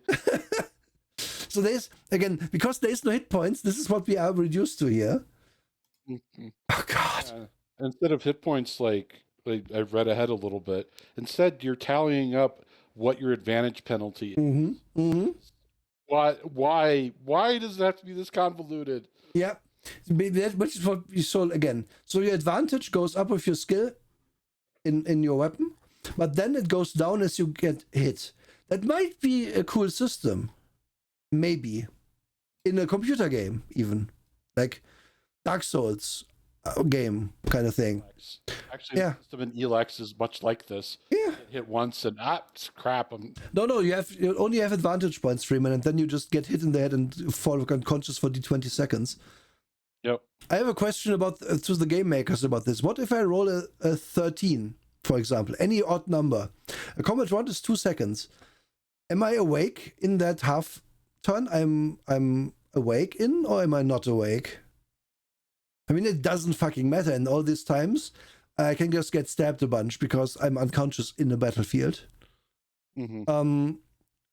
So you again, you bump your head, and it's a 1 in 6 chance of going unconscious. I mean, it's super realistic, right? We have all been there. Just you walk around, and then you bump your head a little, and then you just wake up on the floor. 20 seconds later. It's so stupid. And again, so you just instantly die on certain of these. Your leg can be destroyed. This game has no good magical healing. So if you get one hit once on the severe or death, on the sever or death actually, severity, your character is just over. You lose an arm. If your character had a 2-handed sword build, you're just fucked. Yes, you can get knocked out by a dagger to the head, yes. Mm-hmm. Easily.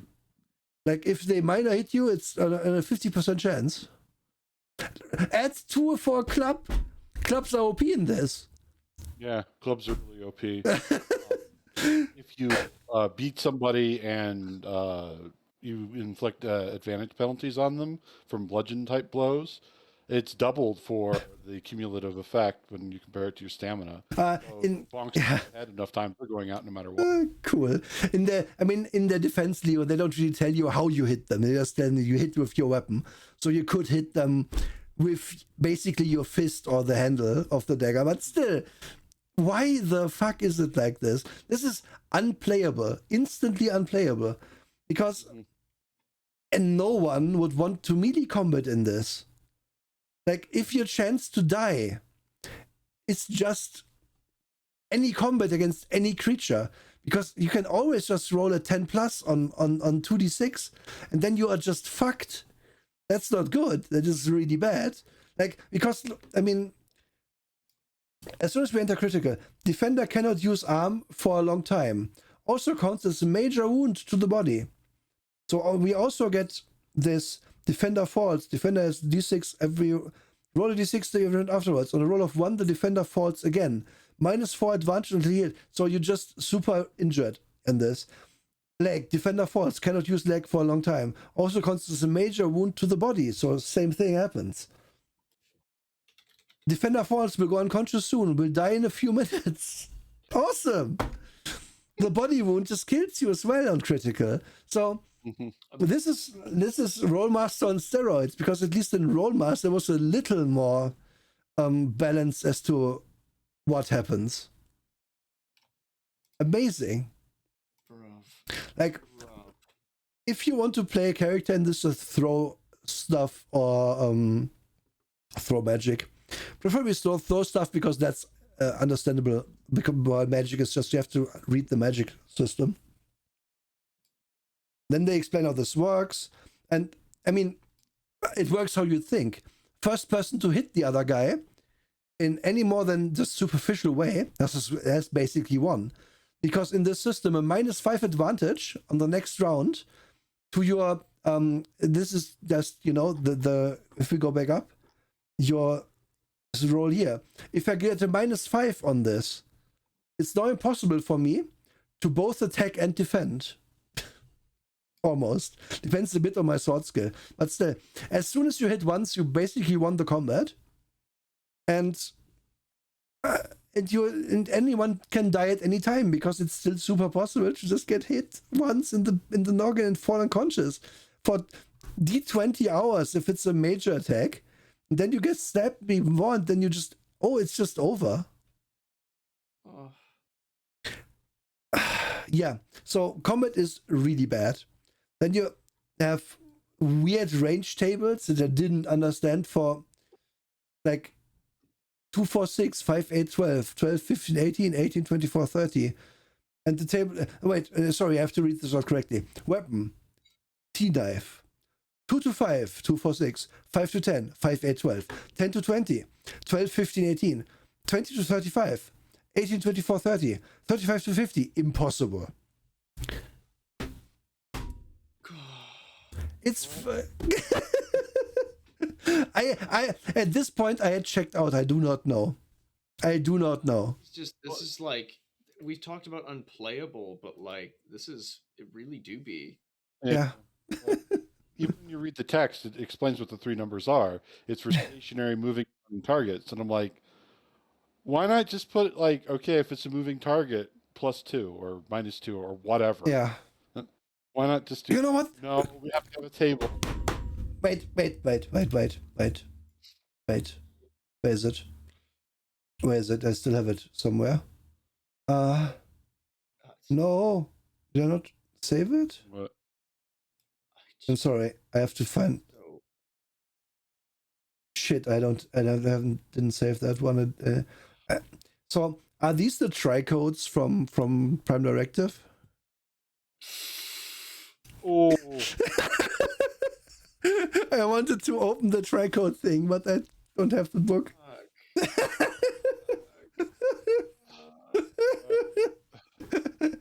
I know they aren't, but it's, oh god, there's so much bad stuff in here. Okay, roll to injure for range weapons, same exact thing. Just you throw things. It's even easier to get a crit. It's on 9s for many of these. Just use a fucking bow and shoot people. It's gonna be way better. And then Daishas is just magic in combat, same exact thing, except you only throw so many Daishas per day. So use a bow. Carry many arrows, run away from everyone, shoot them. The only way to survive in this game. It's literally that. Some advice. Should be emphasized that combat is often the interpersonal conflict, and while there will usually be a winner and a loser, most combats will not end in death. I disagree. Wholeheartedly, makers of this game. It is very easy to just bite it in this combat. And there is a rule, I should say, for pulling your punches. You can be like, oh, I only want to go to a major wound, or something. But still, it's a major wound is knocking a guy out for D20 hours if you hit him in the head. It's brain damage territory. I don't care what you're telling me.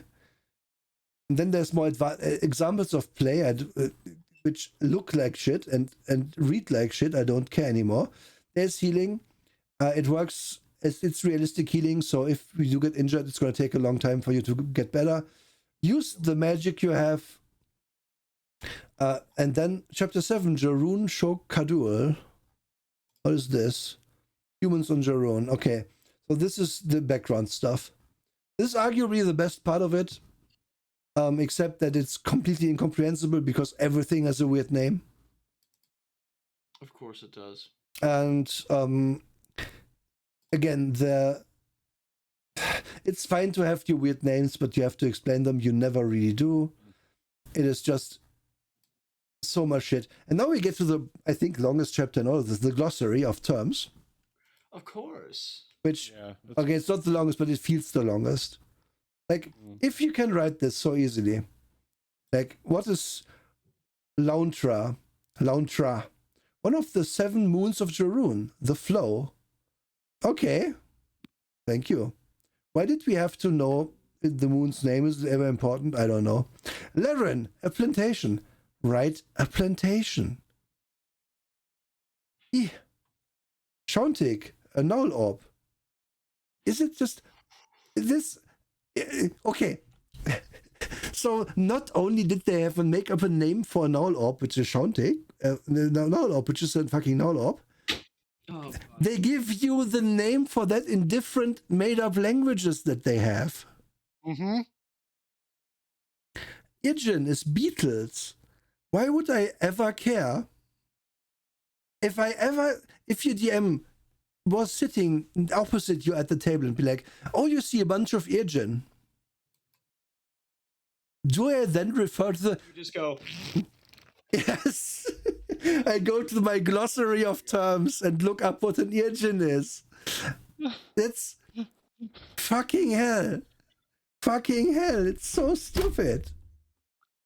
Yeah, the ocean. Yeah, I agree, Freeman. The ocean would be madness. but you're defending it. You're here. You're an apologist. Yes, but wait for it, Emery. Wait for it.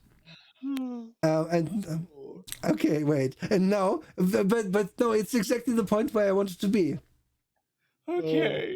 Jorune Rules Supplement, written as an update to the chapters 2, 3, 4, and 5 of the player manual in SR 101, revision 887. So, I guess this came out in 87 then. So, what are chapters 2, 3, 4, and 5? Let's go up. Let's look at this. Almost the whole freaking book. This book has 7 chapters. So rolling characteristics had to changes skills, daishas, and building a character. All have huge changes. Combat is fine, and this is background information. So yeah, nearly all of this book had to have errata published for it. And apparently they put this erratas with the other book into their box set, which apparently we're reading here. Because this is now a second book, just to be clear. They just gave you this black book, and it would be all of the errata. And you had the misprinted book with the shit rules as its own book, which is a special kind of dumb and shitty. I assume they just had many of them lying around because they didn't sell any. Mm-hmm. So they just put them in the box set. Cheaper than printing it again. Honestly, that actually makes sense. Like, Yeah. way too many. Yeah. Actually, wait, since you're right, since this is second printing. So let's look at just some of the choice bits. So in the first printing, spot and listen have been added as characteristics. Social, color, and education take a slightly new meaning.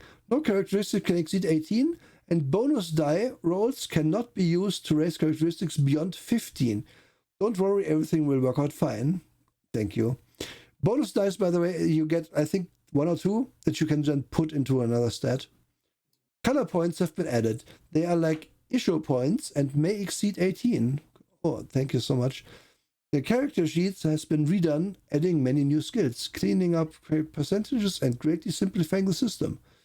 Occupation types have been added for rapid character sheet generation, NPC generation, and for better grasp of the world. So, cool. The new descriptions for all skills, which include variable levels of competence and success. Okay, so all of them. Yep. Characteristics, social characteristics, definitions of the characteristics, how to origin purchases. Yeah, so just to make it clear, there's 2, 3, 4, 5, 6, 7, 8, 9, 10, 11, 12, 13, 14, 15, 16, 17, 18, 19, 20 pages. And a character sheet, which is not going to count, but it's 4 pages long. of errata. 19 or 20 pages of errata for a 60-page book. And this is why I like this system. Because it's so fucking obvious that you shouldn't play this, as no one ever did, I think. Like, no, not really. Like, what the shit? And also, I like the sheer incompetence of this is so staggering that it's kind of amazing to me. That's why I like it. I don't like the system. I just like that it exists in that way. Mm-hmm. And now, by the way, we get the Scolari guide, which is just the DM guide. They call DM Scolari because we have to. Here's the aliens again. Oh God. Can design encounters. So I'm not gonna bother too much, but here's some art that the guy who made cool movies made. And I will agree that this art is pretty cool. Mm-hmm. The Bronth is not amused by his pet Taro's violent attempts to frighten him. Okay. So I guess the Bronth is also a furry, that makes sense. Mm-hmm. Clash toting full Sparrick sacks. Like, is it supposed to be completely incomprehensible again? This is a Clash we don't know it. We know nothing about Clash. Toting full Sparrix sack. What is Sparrix? Is they're in the sack, but what the fuck are they? It's amazing. It's amazing in its dumb badness. And it's not, it's and the incompetence, but it's not mean-spirited.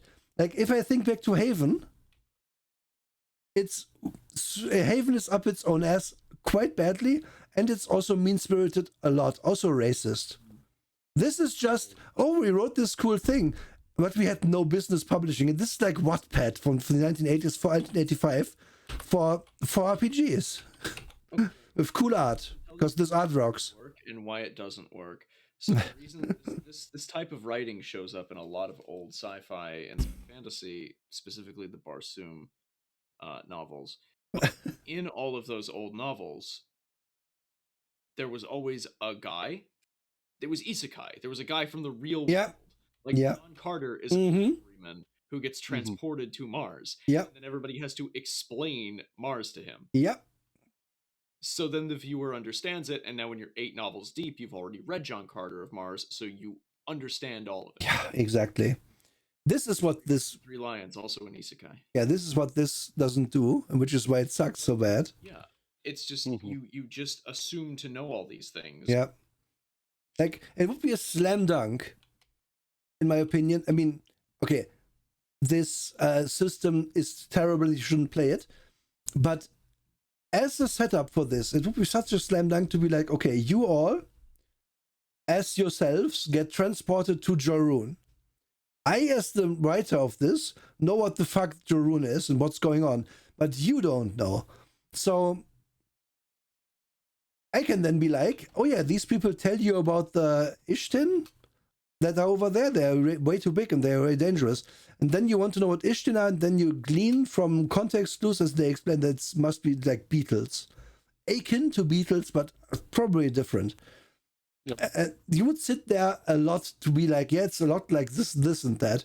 And then your players, 99% of the time, would still call them beetles forever. All right, so I'm going to hit the best burn I can. This would be a really cool first edition supplement setting. Oh, yeah. I'm not even gonna... So, it's so backwards. Yeah. And has so little of its own blood. Like, it's useless. It is completely useless as a setting and as a system. There's too little to actually enjoy here. It's just Jack Vance. It's just Barsoom. It's every single sci-fantasy setting that has ever been map into old school TSR D&D. Like, it's every single one that was ever published for 1 and 2 first and second edition. It's useless. That's why I hate Jorune so much. Sit here and force you to read just garbage, terribly written, expository nonsense about all of your self-indulgent garbage, but you can't even back it up with an interesting system outside of an incredibly complex magic system that no player is ever going to hold in their head. Yeah. I am glad that the man who made this never made another RPG and just kept trying to push Jorune. Because at least when you're trying to push a rope, you're not making everyone else fuck up when they're pulling it. Holy shit. Yeah. Yeah. Again, I can only like this in the what? Oh, this is like how islands flies. That's cool. Cool. That's actually pretty sick. Good explanation. So Yeah, that's actually pretty tight. That's what's up. yeah. Oh, Nice. Okay. I really wish more of that was in the thing. And these illustrations are cool. Like I would use yeah. some of these creatures Hmm. in my own games. I think Yeah. they're cool. Like all of these creatures, you could drop easily into, I don't know, Star Wars or Star Trek, Yeah. anything else, honestly. No wonder this person then made special effects. Like because yeah, we can. They're good at imagining weird things and then yeah, making them look realistic. Because yeah, this is enough, more than enough detail to be like, yeah, this looks like a creature that could exist. Like Hmm. this feels like someone thought about where this thing would have its liver. Or this person rather, it's not a thing. But yeah, I mean maybe have a little less focus on them being always be super naked for all the all the time. But well, whatever. I guess it's better to show them in that way, since then Illustrations are cool. yeah, the maps. Yeah, the guy. I mean, we have learned the guy who made these is very successful in movies now, so that makes sense. That checks out. Meanwhile, no one has heard of Jorune. No, absolutely no one. Like only weirdos like me have heard of this. Oh man. So I had heard of it. I knew that the system existed.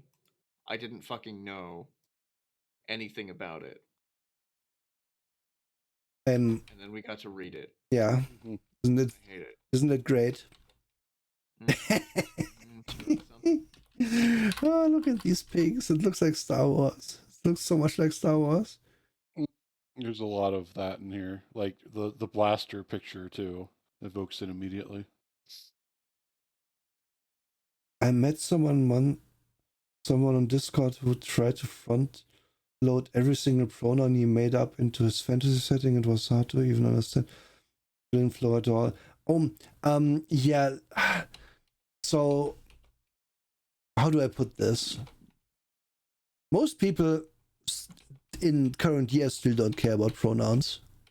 And I'm not saying that's a good thing, but I'm saying if you're pushing a product, you have to kind of pick your battles just a little bit, maybe. Yeah, you do. Um, You do. The smartest thing Tolkien ever did was to naturalize all of the language yeah, Yeah. in his books. yeah. Was to straight up say this is a translation of a translation of a translation. So Mm-hmm. things may sound a little bit weird, but don't worry about it. Yeah. They're right there, and you have these appendices if you need to go in. But all of these words are also placed so expertly to make sure you understand them through context, and you don't have to stop reading to go Mm-hmm. read this Yeah. nonsense. So, like, that's the kind of writing you should be approaching. Yes.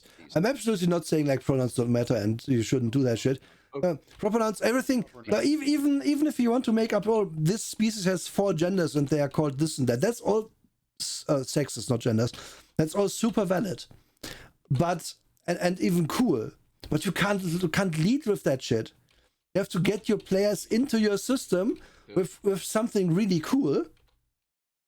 Which this book almost does, because this one-page thing about, oh, this is, by the way, this is how this happens. We are on an alien world, and it's the future, and humans have mutated into 3 species, and there's still old aliens around who have knowledge about the magic that they can't even begin to understand. And yes, there's magic. This is a cool one-page sell. This is actually also well written, in my opinion. But then it just immediately loses you, because yeah. Humans, Bockhart, Mordra. Fair. Redeemed a threat. Can I throw one out? We had a threat? Someone redeemed a Oh, threat. I'm so sorry. We were very, very, passionate. Yeah. Sandra, the threat is obvious. But I'll let Emery go first. Sunday I will make you play Skyrealms of Jorune. Yes, Escape. that was my my threat too. That was my threat too. I'm gonna make you play Muad'Dib in Skyrims of Jorune. You're gonna wake up and it's sure with it strapped to the chair. Yes. And you would die. Roll. It's an old D20. Decide which color is the correct one. They're going to be more Madra, and you're going to be surrounded by Bakard women. Yeah, by five Bokart women. Oh, you've That's going to be your described life. heaven. Let's go. Oh God. Yeah. Watch me check this out. Watch me steal Skyrealms for my setting. Do it. I don't. Listen, I would play this setting. I just don't want to play it with these rules. Yeah. And I want someone in charge who knows what to call beetle, namely that it's beetles. Because that's the difference. Like I can be like humans, Bokart, Muad'Dib. Muad'Dib are close relative to humans, also a little smaller and weaker. Fair. This is cool. Yeah, you don't have to have elves and halflings in your setting. In fact, I'd say there's a way, no offense to elves or halflings or anyone. I think doing some new stuff, it's cool, it's nice. It was nice even 1985 to do cool new aliens. And I would say these races are pretty cool in a way, like being like, hey, you're just a Bokart, strongest of 3 human races, made sense 7 feet tall, cannot however use energy. Like, the descriptions are kind of all over the place, but yeah, make a big human that looks different and does stuff, sees weird auras and so on. That's interesting. Yeah, I'm down. But then as you go on, you just have an attribute called color, and it doesn't tell you anything. Is it how, like, for real, the chance that someone goes to color 3d6 is like, is this how my fucking skin color? Am I rolling how dark my skin is? If there's a non-zero chance in your system that someone may think that, rewrite it. Because what? Fuck. So okay, I'm gonna hit you with some more another black pill. Okay. I'm gonna hit you with the Moorcock pill. Are Yes. you ready to get Moorcock pilled? All right. Let's do it. So Let's do it. I've talked all the time about how Michael Moorcock has written the best elves, and they're almost Mhm. never called elves. Mm-hmm.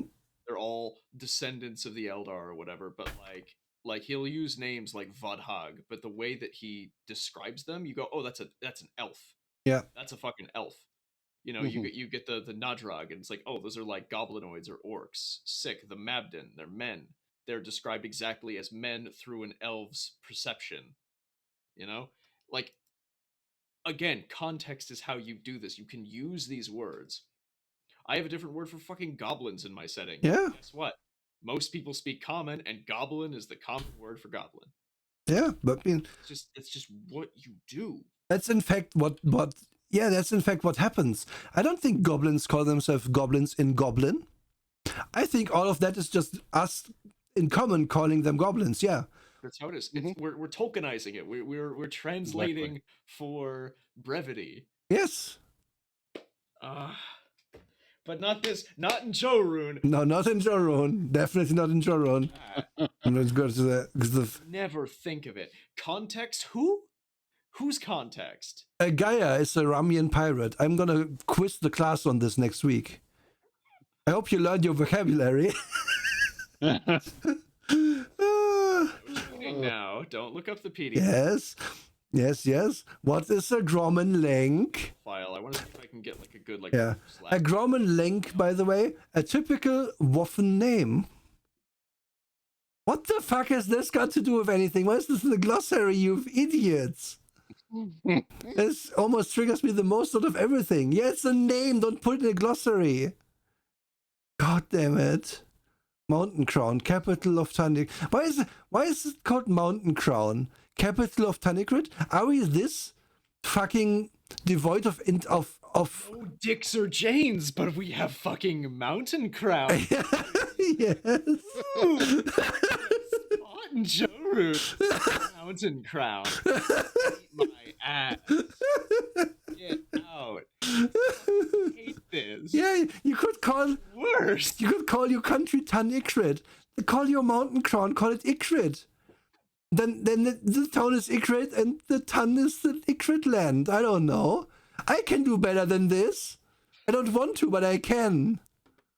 They also have the term for little big mouth, Tekadol Pib. Why would I need to know that? What? What does that even mean? What? Why is that? What? 61, Tekadol Pib. All right. Oh, there.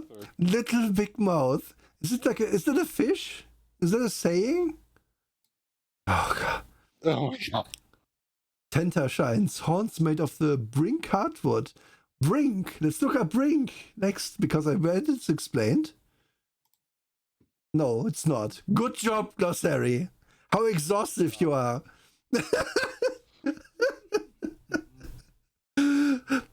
Never you mind. Fisting. Be asking for Pibbers is when in danger.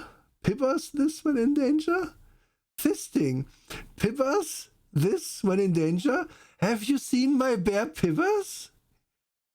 I'm going insane. Pibbers. I love this. I love where we're at. I love it. Pippa, it's here. A small harmless creature often taken as pets. We're back to this magical place. We're right on the cusp. We're on the edge of the zone. We haven't been here in episodes. We're right there. We must go once more into the breach. Wait. Do we though? I mean, we could. Where are we going then? What's happening? Oh, No. right. We have these. Have these. We're going to the Klep to avoid Oh. pledge. Shit! I'm downloading those directly. Drake. Why is that happening? Can I open them? Yeah, I want to open them. What? Yeah, sure. Yeah, I can. They cared way more about making the intricate world than the actual game part, Yeah, it's dumb. which, you know, that's very Vancian. There were so many Yeah. Vance's books. Yeah, that's screenshots from the game. And when I first saw that, I was just like, that seems like, you know, something you'd see in, I don't know, a dating game for furries. Yes. No, I go where I want. You got a problem with that? I have money. Hey, God. What the fuck? Yeah, I Why are they naked? Well, why are they naked? don't know. I mean, they have fur. I guess they aren't naked. I don't know. Define me naked for furries. Why don't they have, like, it's fair that they maybe only have pants or something, but Yeah. I mean, okay, also this lion man has a really big neck. I'm intimidated by this, I'm not gonna lie. Look at this neck. That's too much neck. That's not as much, like, either he's going even broader under the picture, like outside, there's like more shoulder or something, or this is weird. That's why, like, it made me think of furry dating games because, like, Yeah. proportioned neck, hovering stare, I mean, weird text options. furry dating games, I think, have better art these days. But I mean, it's 1990 something. Like, Yeah. what the heck? Why is there a Giga style surround thing, by the way? I mean, I know why, because it saves them on space for the pictures. Well, for all we know, Geiger may have given some art for this game because Geiger was doing a lot of art for a lot of games in the 90s. Okay, now we now have to find out. Yeah. Alien Logic game. God, Skyrealms of... Oh God, imagine being able to sell your shit-ass RPG for this. It's so amazing to me. Does it tell us who the artist? George Barr? No, Geiger didn't do anything. apparently not. But he was inspiring people in 94. That's true. So. Yeah, and just, you know, for the time, it's like, yeah, we have this 640 by 480 pixels, maybe, if this is even that. Yeah. So if we like do 10% of that or just 15% of that for it's static and unchanging, it's still gonna look good, but we only have to draw like in a 500 by 400 box. That saves us weeks of work. That's why this is here. And I still understand that, like, that's a smart way to not do as much work. It's good enough. Because these backgrounds, honestly, for 1990 or whenever this came out, when did this come out? For 94. Yeah, for 94, this is very passable graphics wise. Mhm. Candlestick next, like an oversized candle in a cake. Oh god, fuck yeah. Who like latexed that map? Latex? What? What are you talking about? Yeah, the map. The map that Trake just updated looks like Oh. it's covered in green latex. What's up Mhm. with that? Oh, there. That looks cool, kinda. Open. That's the world map? Hmm. Yeah, then. It may have been because there were a lot of games that were doing similar artsy things with like world maps and so on. Because it reminds me of the latexy effects in BloodNet, which Oh, was wait. released a year. Do we have. Was a world map in this at somewhere? We scrolled past it. Mhm.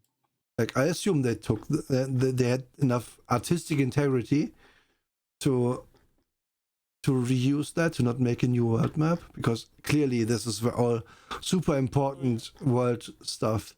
Yeah, here. So we have this continent, and then like this sort of lizard standing on another lizard continent, and then Oh, there it is. yeah. So we got these. These aren't on in the world map we got. It's just this part, but yeah, it's the same. Cool. Yeah. They did it. Pretty true to it. Mhm. You can accuse them of many things, but not of cutting that corner. Yep. Mhm. It's just And yeah, like, I did play this as a kid. I just memory hold the hell out of it because it was. You don't, and I've never heard of this before. Never. it's just there's nothing here. Like, what more? What more can we do? What? How? Like how do you? I know how you do this. You think you have a really good setting. You think that you know what you're doing, and then you write a home game for your buddies who absolutely adore all of the piecemeal armor and active defense shit in the Dragon magazines. But then you forget how to roll stats because roll on stats just because well, everyone knows how to do it. Yeah. Mhm. Yeah. Exactly it. That's yeah. Exactly. I mean, so just also, obviously, this came out in a time when it wasn't that easy to just make changes to your book or to even your written thing, because, well, this was literally just someone had to set this type. This wasn't done electronically, and that's explains a little bit of why you would have a bit of errata. But again, the errata is a third as long as the book Mhm. that tells you how to play it. That is not acceptable in any reality. It's even worse. We are on page 61. Yeah, no, wait. So 56 actual pages, and then we have 20 plus pages of errata. And it's not like small changes. There's big changes in here, and it's a lot of really small text. The text is smaller in this, in your errata pages, than in the book you published. So how the heck? Yeah, how the heck do you do that? And that's why here's my real reason. I think this is okay as a product. It is terrible and I want to play it, but it's okay as a product because someone ended up putting in just enough work so that it could be published, but not a bit more. And haven't we all been there? Haven't we all written that paper that was like, it doesn't matter. I can scrape by on a D in this course. It's not going to affect my final grade. So I'm not going to put the work in. I'm just going to do the minimum. And the only problem with that narrative to me is, of course, that this person clearly loved the setting and clearly had a shit ton of ideas. Because otherwise he couldn't even have written like this. Because then he would have just called your wizard a wizard instead of a Mordra. Wait, what are other species? I don't know what the wizards were called. Aisho? Fuck it, doesn't matter. It's gonna all go into the memory hole 5 minutes after this review is done. Exactly. you get what I'm saying. That's what. I played that as a kid. What the hell? It's memory hole. It's just Yeah. I mean, parts of it that were just like a mushroom fueled yeah. dream. The only way you could Bear talking to me. the only way you could even attempt to get anyone to get into this is to be like, yeah, you are on the alien world now. Run around, find stuff out. It's really cool. Like, there's a game. I've forgotten what it's called. There's a more recent game that's very reminiscent of this, where it is like, yeah, I pulled you here by magic, person. Like an indie game, by the way. It's not on Steam or anything. I've forgotten the name. Can maybe find it again, put it on Discord later. And it's a super weird setting, and the aliens kind of look like Jorune aliens in the weirdness of it and the skinniness and everything. And they have weird customs and everything has a weird name. But again, because it's like presented to you within a story you kind of care about, it's not too complex, and it's like, yeah, you can use this, can use these items, and we don't use money to trade, we use like shells or whatever. You understand it well enough because it's presented to you within a framework that makes sense. But there is no framework here. Yeah. Because you cannot present an RPG in that manner. I would rely on the DM just doing that. And you can't make a player read your weird descriptions of things that wouldn't make sense to them and expect them to get into it. It's not how it works. It's the opposite of how it works. It puts people off. Yeah, it really does. Well, I guess Paizo just needs to release a Skyrealms of Jorune supplement for... Oh, God. No. Make this into existence. Should we do Starfinder at some point? It's such a chunky book. I have much to say about. It is a very chunky book, yeah. And it's not good things, I would say, about it. Mm-hmm. There's some of it I do like, but there's so much of it where I'm yeah. What? It feels... okay, we shouldn't talk about other things. Do we have more to say on this? Yeah. Okay. More.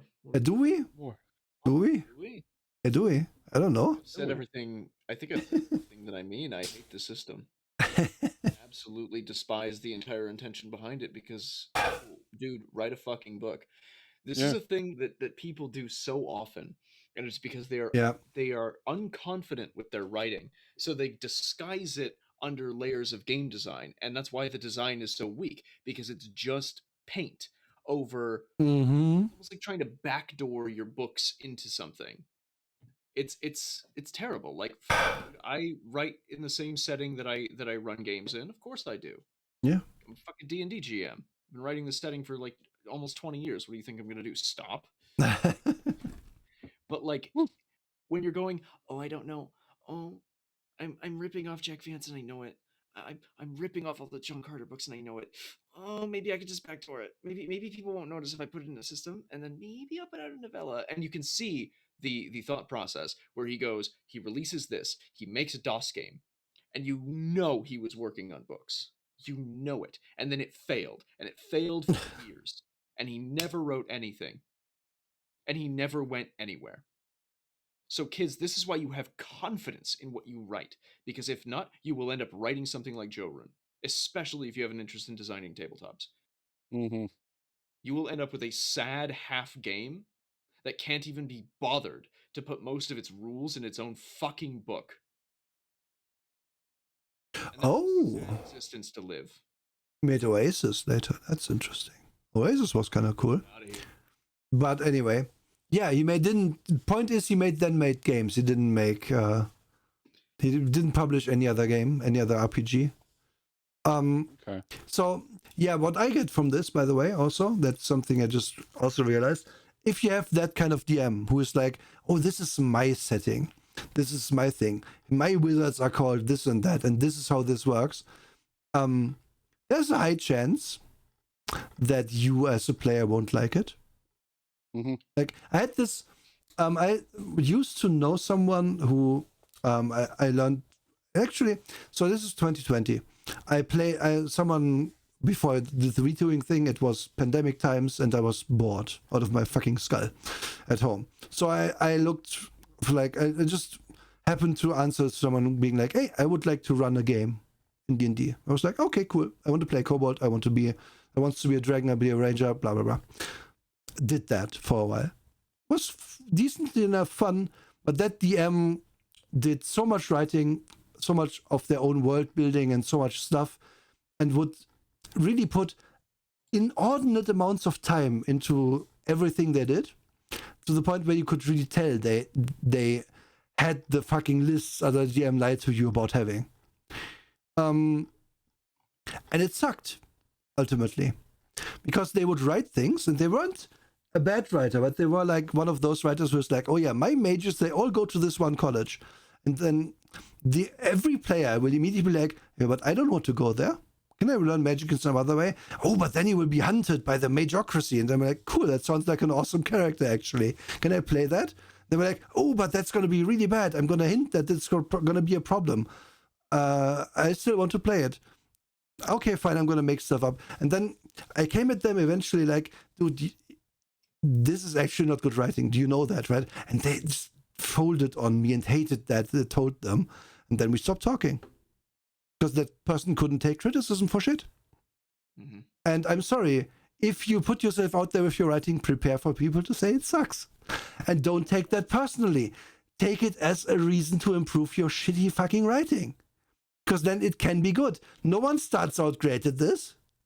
Nobody. No. We've all written garbage shit. Like that's the thing, is as a designer and as a writer, you're always going to make garbage.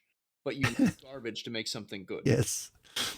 You have to make garbage. Learn. The steps are Learn how to get it. The steps are as follows. You make garbage. Then eventually you make garbage people like. But you know it's garbage. They might not know, but you know.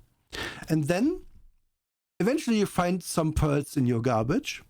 And then if you really dig in and really go deep in there, you can make mostly pearls eventually. You can find them. Mm-hmm. But it's still going to feel like garbage to you as a writer, no matter what. As any artist will tell you, at any medium, you're always like, "Oh, that sucks." Like, no. I already look at my art from 1 year ago and think, "Oh, I could have done it so much better if I only knew what I know now." Skill to be charitable to your own art. Yeah. Your own Yeah. processes. Mm-hmm. I have managed to stay charitable. It is incredibly difficult. I'm not just fluffing my own cock, trust me. It is a multi-year process. Yeah. After you start learning something, just never hit that point where you go, "Oh, I know how to do this. Oh, yeah. I get it." You know, just so long as you never hit that point, and you're always being charitable to your old stuff, and you're working on what you do. You know, my first designs were garbage. Mine, I think honestly, too. Start designing smaller pieces of larger games. That's why, you know, D&D is so popular, because people are constantly breaking and cutting their teeth on earlier editions, you know, or the current edition, that they can reiterate and fiddle with a small piece of it, and the system is solid enough where it's not going to break. So these are definitely people who did that, but they didn't do it well, and they didn't do it with any form of what would you call it? Self-reflection. Yeah. This system is indulgent and obsessed with its own world, rather than creating a game that players want to play. Yeah. So, and just to put my thoughts into a bit more detail here, like I say this is better than Haven, right? I mainly say that because Haven is a racist piece of shit game. This is just a piece of shit game. This is self-indulgent, and this is like trying to be way more than it is. But that's normal. Most games are like that, because to publish a game, publish anything, you have to be a bit up your own ass, in my opinion. Oh yeah. And at the same time, this is so obviously up its own ass that most people, including me, would bounce right off of this. Like, this is small enough a book that I can find out I hate it in the store and I will never buy it. And that's very charitable. Because some other books, that might take you a bit. Like, I can see myself as a younger Nura looking at Haven City of Violence being, "Oh, that sounds kind of cool. Let's read a few pages. The writing is not good." But there's lots of stuff in here, and it's like discounted. Maybe I buy that. I would never in a million years have bought this. That makes it better in a weird, backwards, stupid way. It is better because I would never have could have even tricked myself into liking this.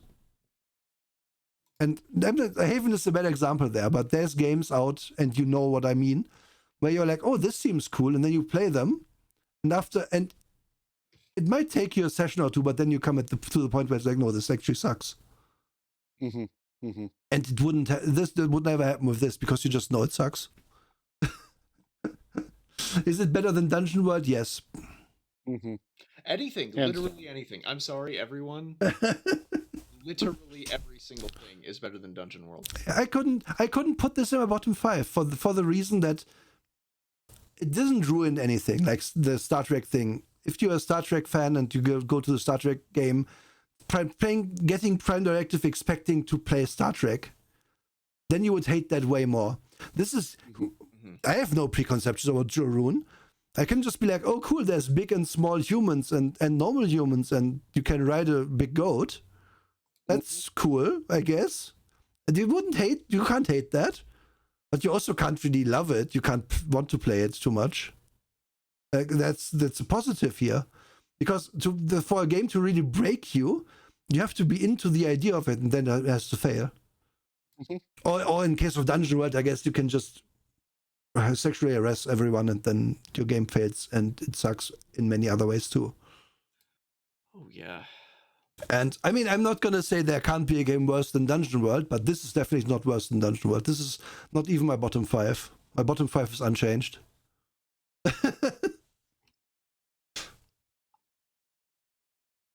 Oh. Well put, Thunderdant. Yeah. Beware the humans. Yes. But I mean, at the same time, obviously our top 5 is also unchanged. This is going right into the memory hole. And the reason... Okay, forgettable. Watch this. By the end of 2022, when we do our top and bottom 5, just not... we'll fucking remember Jorune. We'll look at this and we'll go, what the hell? We're just not gonna... we're just gonna do this again in 2023. No. Having forgotten all about it. But I mean, realize though how perfect that is, because that is exactly why we're reading it at all. Because I had forgotten about this so thoroughly that I just thought it was something else and put it out as, oh, this is good, actually. That's how we read it. We said that at the start. It was like, yeah, I wanted to read Cinnabar, because Cinnabar is off-the-rails stupid fun. Because I said we would read a fun thing. And then I was like, yeah, what was it called again? I'm just going to Google old sci-fi thing. Oh, it's Jorune. Sounds about right.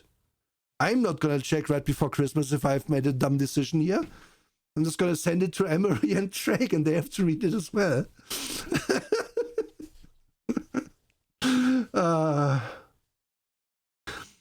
Oh, Phoenix, hi. Good thing. You should. We have discussed Skyrealms of Jorune for 2.5 hours, and I think we are basically done with this now, aren't we? Yes, you're using the get lost skill. Yes. We have seen this so much. Okay, so we have amply answered the question, would you play this? And the answer is no, from all of us. Do we have a... Strike. Oh, I would use a different system and then try out the world and have some fun with it. Okay. It would be way too much work to try to adapt how specific all the magic works, so I wouldn't even do that. Yeah. Yeah. I mean, the magic especially you would have to make up your own working system for. And that's just, that's a tall ask, because magic systems are difficult. Yeah. Okay, do we think any parts of this were good? Because we have talked a bunch about what's bad. It's tough. That's really tough. There's so little to like in this book, and there's so much to hate. Mm-hmm. I would say, you know what? No, I'm not even going to give... No, I was actually going to give props. Like, good job, you actually published a book. No, I'm going to come back on this. This is cowardice. This was your own books and going, maybe somebody will like it if I put a code of D&D over it, you piece of shit. Weaselly little bastard. No. Oh man. The magic system is cool, but it's completely unusable. It's Mhm. supposed to be functional at a table. The initiative system is garbage. Every single piece of design in here is twisted in some strange way that would make you feel like you've stumbled into a reverse universe Fair. on your shoulders. Yeah. It's awful. Mhm. It's awful. No props. Mhm. I Okay. give it no Yeah. props. This I is give it. absolutely, to me, one of the 0 out of 10 games. Okay. I give the system no props either. It is a 0 out of 10, but I still kind of I like it as a failure. That's my point. Because it's such a complete failure. And it's not in all its failure, it doesn't fail because it's reprehensible. Like Dungeon World is reprehensible in the cynicism of it all. Haven is reprehensible in just it being what it is. Mhm. But this is not, it's just reprehensible in being in nothing. It's just bad. Mhm. It's just bad for badness sake. I guess this one plot synopsis for the science fiction setting is okay, and the art we already said is fine. But the art has nothing to do ultimately with the setting they wrote and the system they wrote. Could put this art into some other sci-fi thing; it would be good there as well. Yeah, but that also wound up being part of the problem for me is that, like, okay, so this is kind of the generic Jack Vance, Mars, whatever setting, but then there's really nothing to make it stand out on its own. Mm-hmm. Like the generic, okay, here's the cat dudes. Other people have written cat dudes better. Yeah, Like yeah. Zin from Known Space from Larry's Mhm. work. Good Mhm. example. Yeah. And then also we have these wolf dudes and we have these bear things and yada yada. And I was initially was thinking, oh, these are great. I could drop into something else. But I was like, but I could write something better than this. And Yeah. starting to think that with your generic setting that's supposed to have something to stand out, you've really lost. You've really lost. Yeah. Also, as I scroll down this, I'm realizing the whole art is all in the late book, in the setting book. Like It is. the character book doesn't even give you a picture of the aliens or the other humans you can play. There isn't. There's just the silhouette. Like here we have this. I think these are the magic cats. I think these are actually a species of human. I don't know. I won't. I'm not gonna. We're gonna try to find out. I'm not gonna read this. Yeah. These might be the small humans. I don't know. This certainly isn't because this is an insect. This is scamus, servant of the clash. Sorry. Wait. Servants of the clash. Yeah, and they look like Thrycreen. Yes, they do. Yeah. Of The course. question is who came up with that. I think this is very much a question of what would a mantis person look like. I guess like this, and then it's just sort of Yep, similar. Yeah, that's parallel evolution of art. very much so. I kind of like these dudes might be the best part of it because why do they have weird butt breasts and why are their eyes like this? But It's because they looked at Larry Niven and thought, I can do something better than the Pearson's puppeteer. yeah, fair. What happened? This is bipedal though. Pearson's puppeteer will always be cooler because they're tripedal. Yeah, tripedal, and then like their eye stalks are also their mouths, Yeah. and so on. Well, that was weird. I remember that. Oh, imagine seeing your food up close all the time. Yeah, Trek. Before, so. True. God, then you see the bugs on that. I don't know. Do you have anything to add, Drake, to round this out?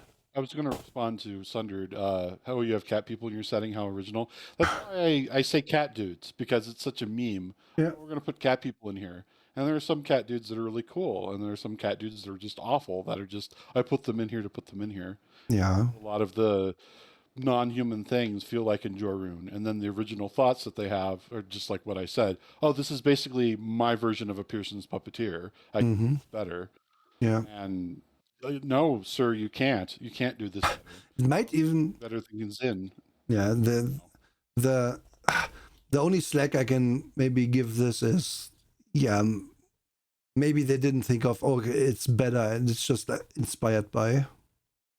Because I don't get I get the cynicism of and the cowardice. I agree with Emery there of let's just write my setting into being in this way that we can play it, and then get my 5 real life friends who are gonna not drag me over the coals too much to play it, and then that's gonna give me enough confidence to publish this. But there isn't malice in here. It's just bad. No, it's just poor. That's Yeah. the Just unfortunate poor. part. I would Mhm. respect it more if there was malice, because malice shows passion. Yeah, good point. Yeah. Good point. Malice shows passion. You can feel how terrible of a designer Koble is when you read Dungeon World, and you can feel his anger and hatred for stuff like 4th edition. Mhm. Oh, Feel how yeah. much that man hates System Crunch. Yeah. How much they are obsessed with the aesthetics Yeah. of their game. And that's where, like, this, it's just word vomit. Sorry, Yeah. word salad. I think it's a much more palatable way to say it. Mm. It's word salad. Yeah. It is random, made up, proper nouns, and just go, go, go. Read it. Yep. Read it. Yep. chew Yep. it, Yep. I completely, utterly agree. Actually digest those things. Yeah. The only part I would call inexcusable is the instant death in combat thing. Oh god, that's so No, that's great. bad. Like, just don't. I know realism is a thing some people like, but all this leads to is being like, oh, you have to make a new character now.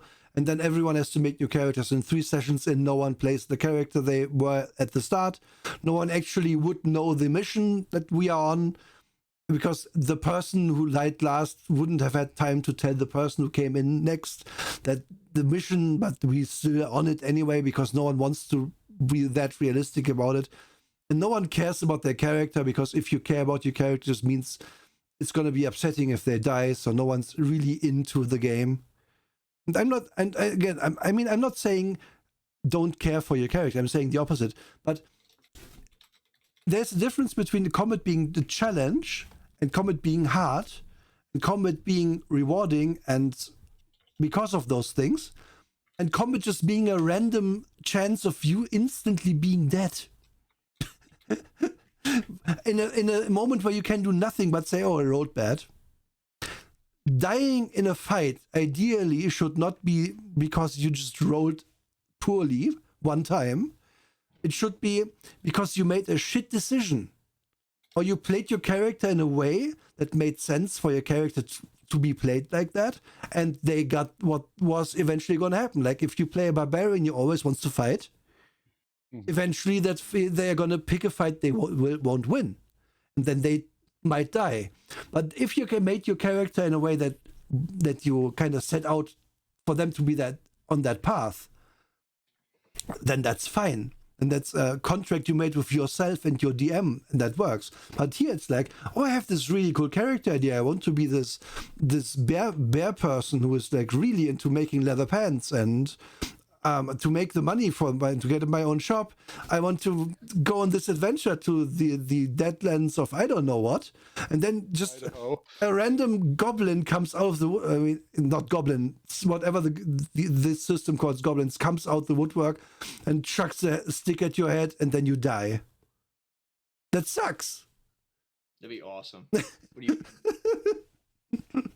want to die like that? Listen, the way I want to go has nothing to do with where my character would want to go. I would be fine with a goblin chucking a stick at my head and then me dying, yes. But not my character, not my bear person. I love my bear person. You had me at bear and leather pants. You know. Yeah. Art imitates life. But there you go. I think that's a good word. That is the final verdict on this. Let's see, who is next in our little thing? I believe it's Emery. Wait, isn't it me? Is it Drake?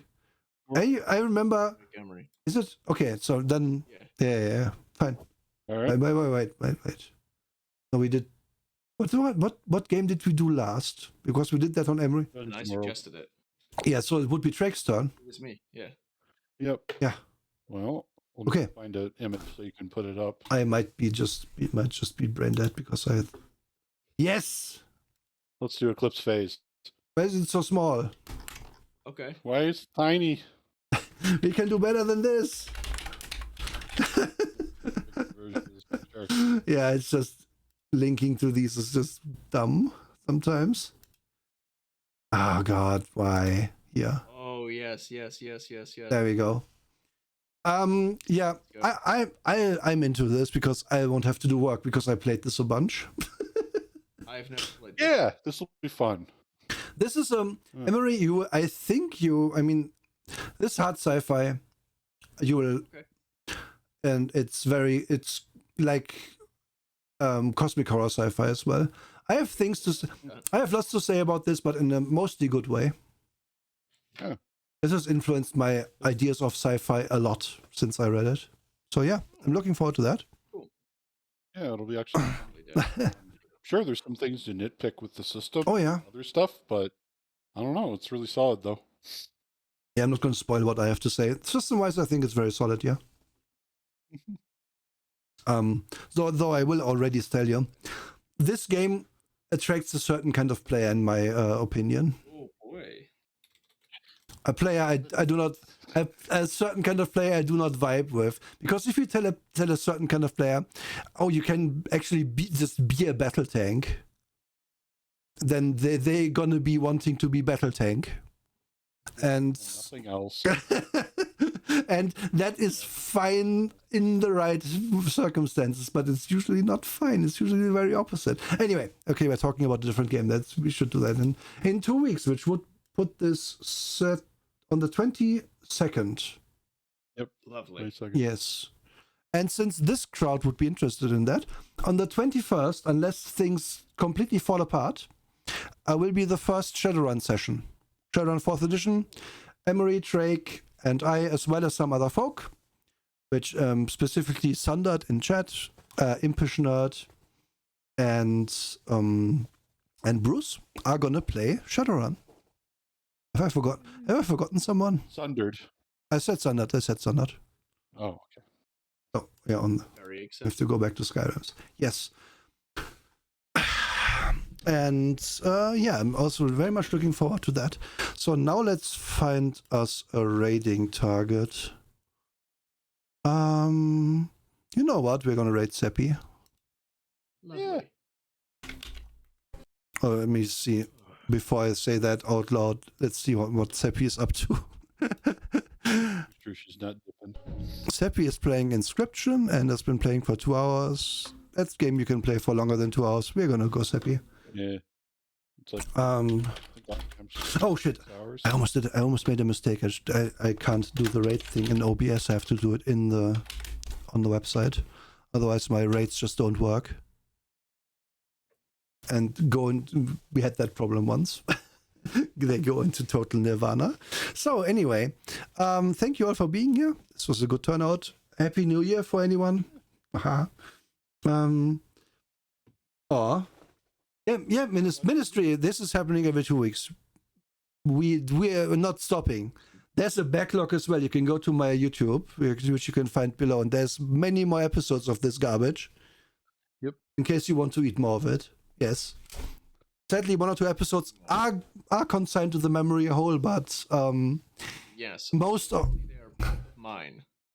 well, we now know. I didn't think of it. Emery's third one is safe though. Sadly, we will at one point have to redo Dragon Ball completely. I'm very excited because I already have my pick for After Drakes. I'm so stoked. Good. Well, don't tell us yet.